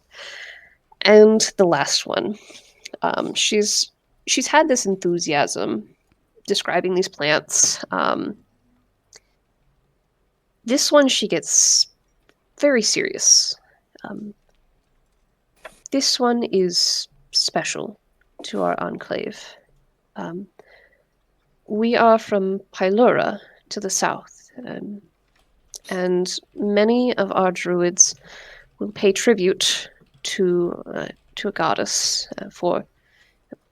I don't know if you would know Kolana, Giri. They are a guardian of unusual plants. This is Deathbloom, and the name is a little intimidating. This is what we plant on the graves of our departed. You mentioned she would have liked them when last we met, when I gave you the morning glories. Depending on the grave, every bloom is different. It is unique to that individual. And that is our way of sending the soul back to the earth. And perhaps this is too forward, but perhaps you may appreciate it as well. And she'll kind of pat her hands a little awkwardly, a little uncomfortably. She probably doesn't have too many conversations like this with people. Yeah, whatever she has, I'll take. Thank you very much. I appreciate it. Yes. Next time if I can find where there is, I will use this. Pointing at the death bloom. By the way, you don't need to apologize for last night. I mean, that was just in the wrong space at the wrong time. I just... Pilar's a lot. I'm working on that. Maybe he'll learn after this. It seems like your big friend, I don't see him, your big friend did quite a number on him. Threw him right across the room. I've never seen a person fly like that. Well, you should see what he does with kids. What? No, nothing. No, he is very, very strong. I appreciate his support. Is this something that Pilar does at different festivals, or is it just like here every year? Too often when he happens to find me. Jeez. Yeah, well, I'm sorry about that. I suggest maybe it's probably overdue that he had his ass handed to him. Yes. I mean, for you, maybe try learning bark skin if you can. I mean, you tried to with the table, but kind of want to match the wood next time. Yeah, I was really trying to just melt into the floor. That didn't work either, though. But anyway, enjoy your evening. We're going to be eating elsewhere tonight. Of course. Can't risk another incident. The guard did come talk to us already. I hope we've cleared your names well enough. But yeah. Well, enjoy your evening then. We do need to get going. Yes. Close up shop for the day, as it were. Yes. Same to you. And, good luck tomorrow. All right, and you enjoy your futures as you tell them. And she'll kind of give you a little nod of the head and turn toward the rest of the druids. Kind of give the time's up, wrap it up type signal. We're done in 5 type thing. Get to it. I'll give Ferguson a nod and head over to Thane and oh my god, my names are bad today. Duncan. I don't say Duncan enough. I need to start saying it more to remember. Say it. Duncan. It lost all meaning. Yeah. Tell them nice donut. All set for dinner whenever they are ready. When these druids were doing their magic, how did the rest of the people in the area seem in reaction to it? And like the guards and stuff too. Like, did it seem like this is pretty common and like it's acceptable to everyone, or is it like this is kind of on the edge of what normally isn't allowed? What's the vibe? So this is specialized magic. You would know that typically when magic is frowned upon is when it's kind of on the quote-unquote untamed side of things, where like a sorcerer who just kind of whips out a fireball, that's cause for concern, right? But these are druids that were specifically brought in to do this job. And while there may be people who aren't familiar with magics, you do know that further out into the more like small settlements, farming villages and such, you're going to find more casual magics. Maybe people who know Presti or others who know Druidcraft to see what the weather coming up is like, that kind of thing. Gotcha. So this is not taboo magic. It's showy for someone who's never seen a plant live and die in minutes. But you can see that there is a found value, a distinct value to what is being done here. At least from the reaction of the farmer, whose tomatoes were just tested, where hearty handshake, nod, a thank you, and a couple of coins are passed over to the druid as what looks like thanks. Because you've seen a couple other people who've talked to the druids that never passed any money over. So it's kind of this is a service that these people have come here for. Gotcha. Any other questions? Anything else before we bop you all over to the tavern for the night? Nope. Okay, well, to the tavern you go. You make your way, no problem. Brun Vox meets up with you at some point in your travels back through. And the handoff is clean. You are professionals, after all. And you did notice Selma also gave you a writ, as it were, a document for the sale of these goods and their transport. So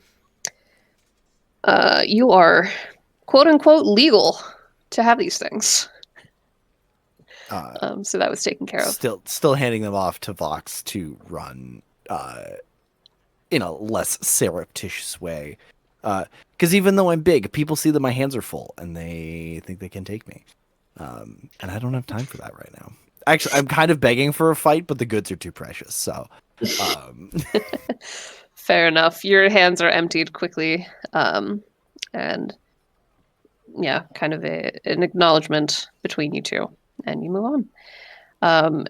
Tavern, as mentioned before, for those who were in there, the damage of the previous night's brawl still evident, still there, still scars, I guess, from the altercation. And while you all kind of settle down, are you guys sitting together? Have you spread out? What's your plan here? I imagine we sit together. I've been owed a beer or two, or well, drinks. Tucker doesn't really drink. Yeah, beverages are had. Anything you guys would like to do at the end of your day here? Duncan, where do you get your rules? I mean, I don't know. They are self-taught lessons, each and every one of them. Hard-earned. They're pieces of advice that I picked up over the many, many years that I've lived. There was a time that I would pass them out. That time is far gone from these. But I do find some solace in the children that look to me for advice. And we were going to say it does seem like you're still passing them out to them, and you seem to be a good mentor to them. I try my best to be. When you can, be kind. And so I try my best every day. A good mentor makes a good difference. A bad one also makes a difference. And it definitely, it seems to us that you're one of the good ones. I'll take that as a compliment, I suppose. I think it's important to remember that things may not be so black and white. It isn't always good and evil. People always have their reasons for doing things. But at the end of the day, and this is something that, the harder it is to do, it's important to remember that no one is beyond redemption. There is no good or bad actions. There are just actions. There are no good or bad people. There are just people. And, everybody has those days. There are bad people. There are people that do bad things.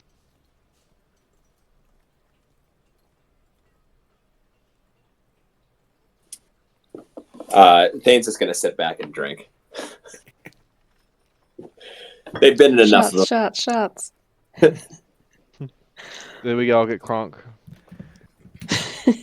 You can get as wasted as you would like, but tomorrow is festival day. Yeah, he's not gonna get wasted at all.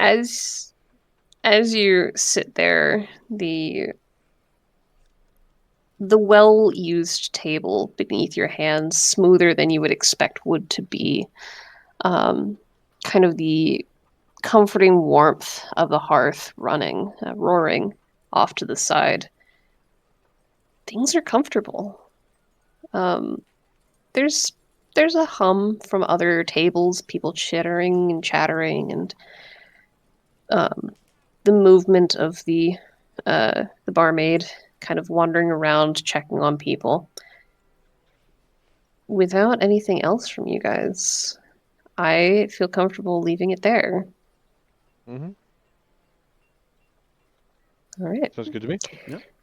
Good game. And that is officially the end of session 2. Session 2. We're halfway through it. 100% increase in number of. I can't wait for this one shot 2 to be days. You shut your mouth, sir. I don't need this slander. No, it's not just you, so- but also the thunder rolling in at the most dramatically ominous time. I am here for drama, always. And speaking of drama, we've got like 14 minutes, so I want to take a couple of minutes to just, Derek.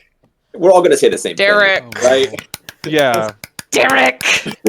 So, a little behind the scenes on what Derek has done. This man went and researched things in advance and knows nothing of any of your stories other than whatever you may have told him. Probably nothing. Like I Listen said, here, you. it's a 40% guess. I don't know what. Listen I'm doing. here, you son of a bitch. Curtis messaged me off to the side and was like, "What did you tell him beforehand?" What? Like, And the answer is nothing. Alexis, I cannot wait for those. If I can bother you to pull those snippets, like of the Absolutely. reading, because oh man, 40% sure, but like absolutely. Gut punch. Like blew my Got 'em. fucking mind, especially now knowing that was with no feedback from He God. He did a real palm reading, like just fucking Real virtual Yeah. palm reading on a man who doesn't He did a exist. soul read Fucking read me for filth. via virtual hand. Ugh, Yeah, that was so good. there were a couple Oh my gosh. options I was gonna go with. I mean, I just You picked picked the one, best then ones. just went with No, yeah. Yeah, you picked the right one. You hit every like spoilers. You hit super close to home on a lot of those.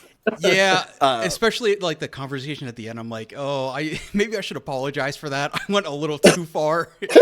No, but it also like, yeah, that's a star that I have as well for when we get through. But I want Alexis to finish what was being said. Yeah. So like that absolute star for that. And like Curtis, your response was so immaculate. Like, ugh. Oh my gosh.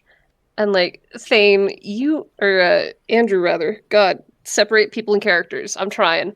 Like just from my point of view, knowing where you've started with this character to where you are now, it's been 2 sessions. Slow down.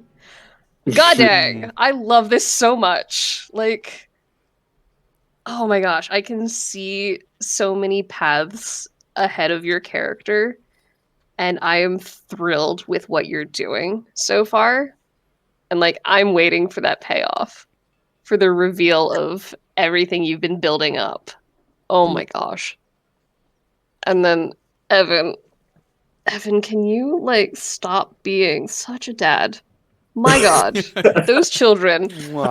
I had so much fun. I'm gonna dad even harder. Those children. Don't like, go for you milk. are not Don't go for meant- milk. Don't go for milk. So genuinely, when I went into making Duncan, in not so many terms, he was going to be the dad of the group, the wise old man who isn't there for fighting. He's there to like make sure that everybody gets to go home at night. Yeah. And like you are playing that up so well that that group of children has like tripled and quadrupled in size overnight. And Never it's gets a free all dad. because of you, and I had so much fun like building those children into a little tiny mob. Like And I'm sure there'll be more mobs. I mean there could be. Anything's possible in Well, listen, I did whatever my game half of the this child is. army. If Thane's gonna join me on this, I don't know, but recruitment. But anyway, thank you all so much for being incredible people. I am probably going to keep saying this, but y'all are keeping me excited for what I'm doing here. And I hope you're having fun, because I sure as heck am. Hell yeah. But thumbs up. anyway, y'all have any notes? Anything you want to yell at me for? Those Hit kids me. were, What you got? and every NPC felt different. Yeah. Like it was just so like you bouncing from one to the other. Like it didn't get like old or felt like you were repeating anything. Like every character felt like their own thing, and that was. It's only been 2 sessions. Give me time. There was a lot of. I'll start recycling soon.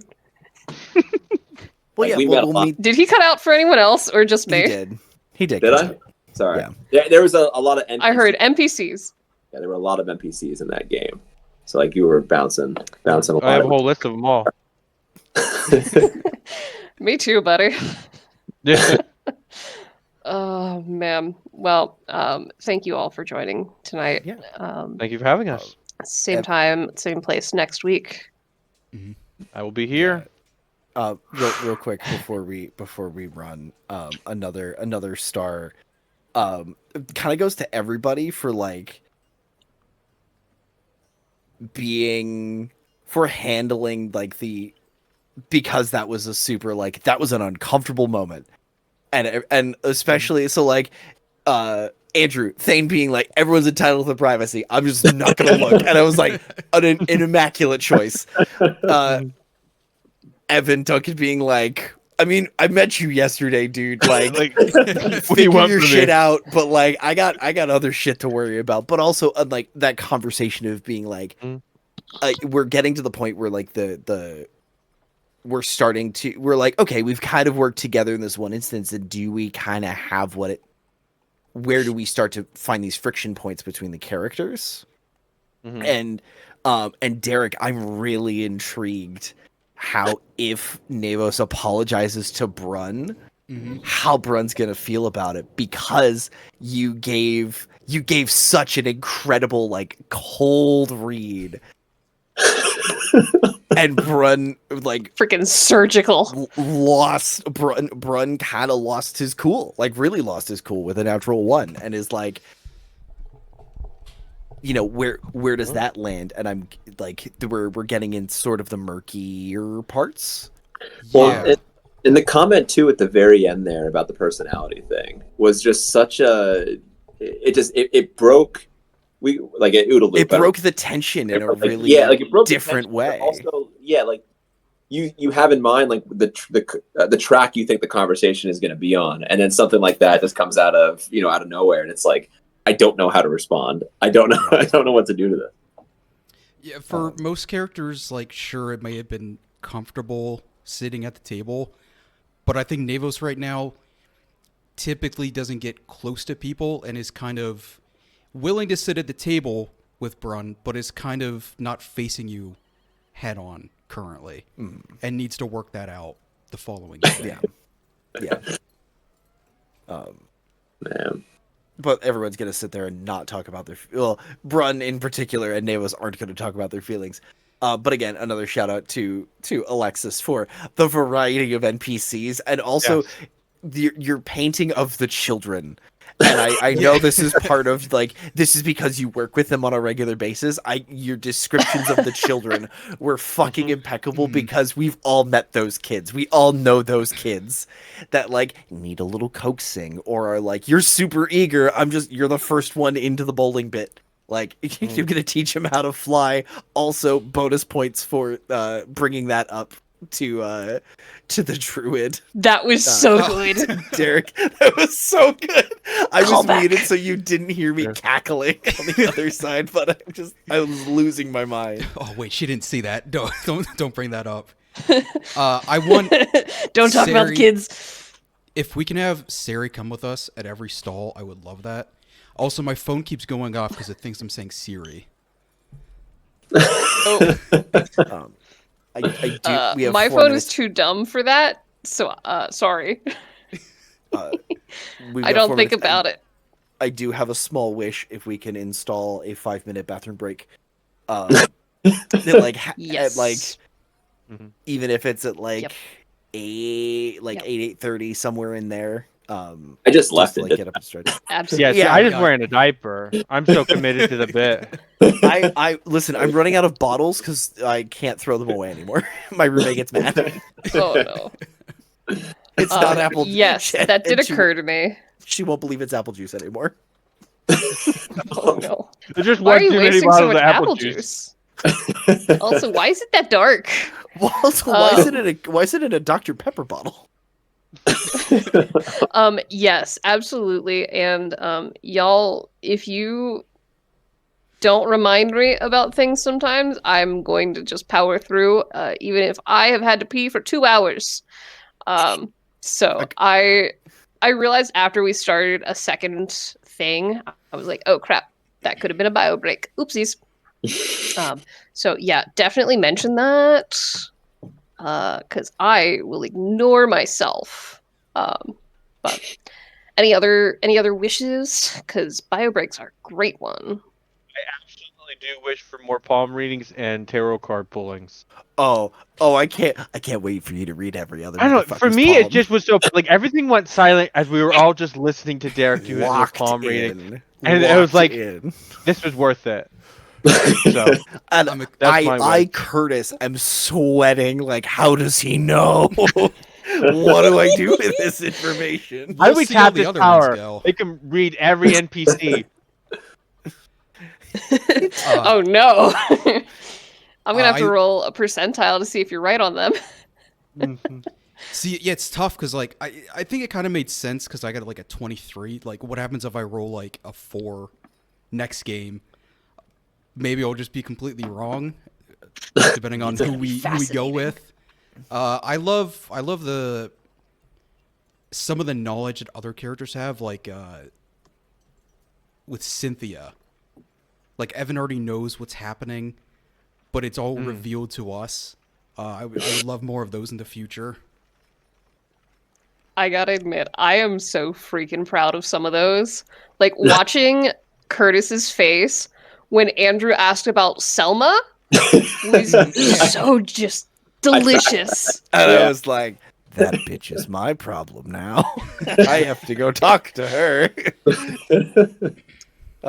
Oh man, I'm so pleased with how certain things are turning out. Because like throughout the week of doing your solo sessions, I was chattering with Curtis a little bit on the side. Like, I've been laying certain groundwork, and it's either gonna bite me or it's gonna be amazing. And so far, it's been amazing. So yeah, thank you all for sticking with me through the lack of bathroom breaks and things. We'll see you next week, 6:30 p.m. Monday. Actually, I will be. Actually, hold on. I believe I will be in a hotel at that point, so I will try my best. We'll see what the situation is. Yeah, there's an asterisk near me too. So my block training is next week. I'm commuting from home. I should be back by 6:30 on Monday, so I should be able to make it. Okay. But if I can't make it on time, I will be here. I might just be a little late. All right. Thank you for letting me know. Yep. Other than that, thank you all once again. I'll talk to you next week. See y'all next week, Bye, friends. everybody. See you guys. Bye. Bye.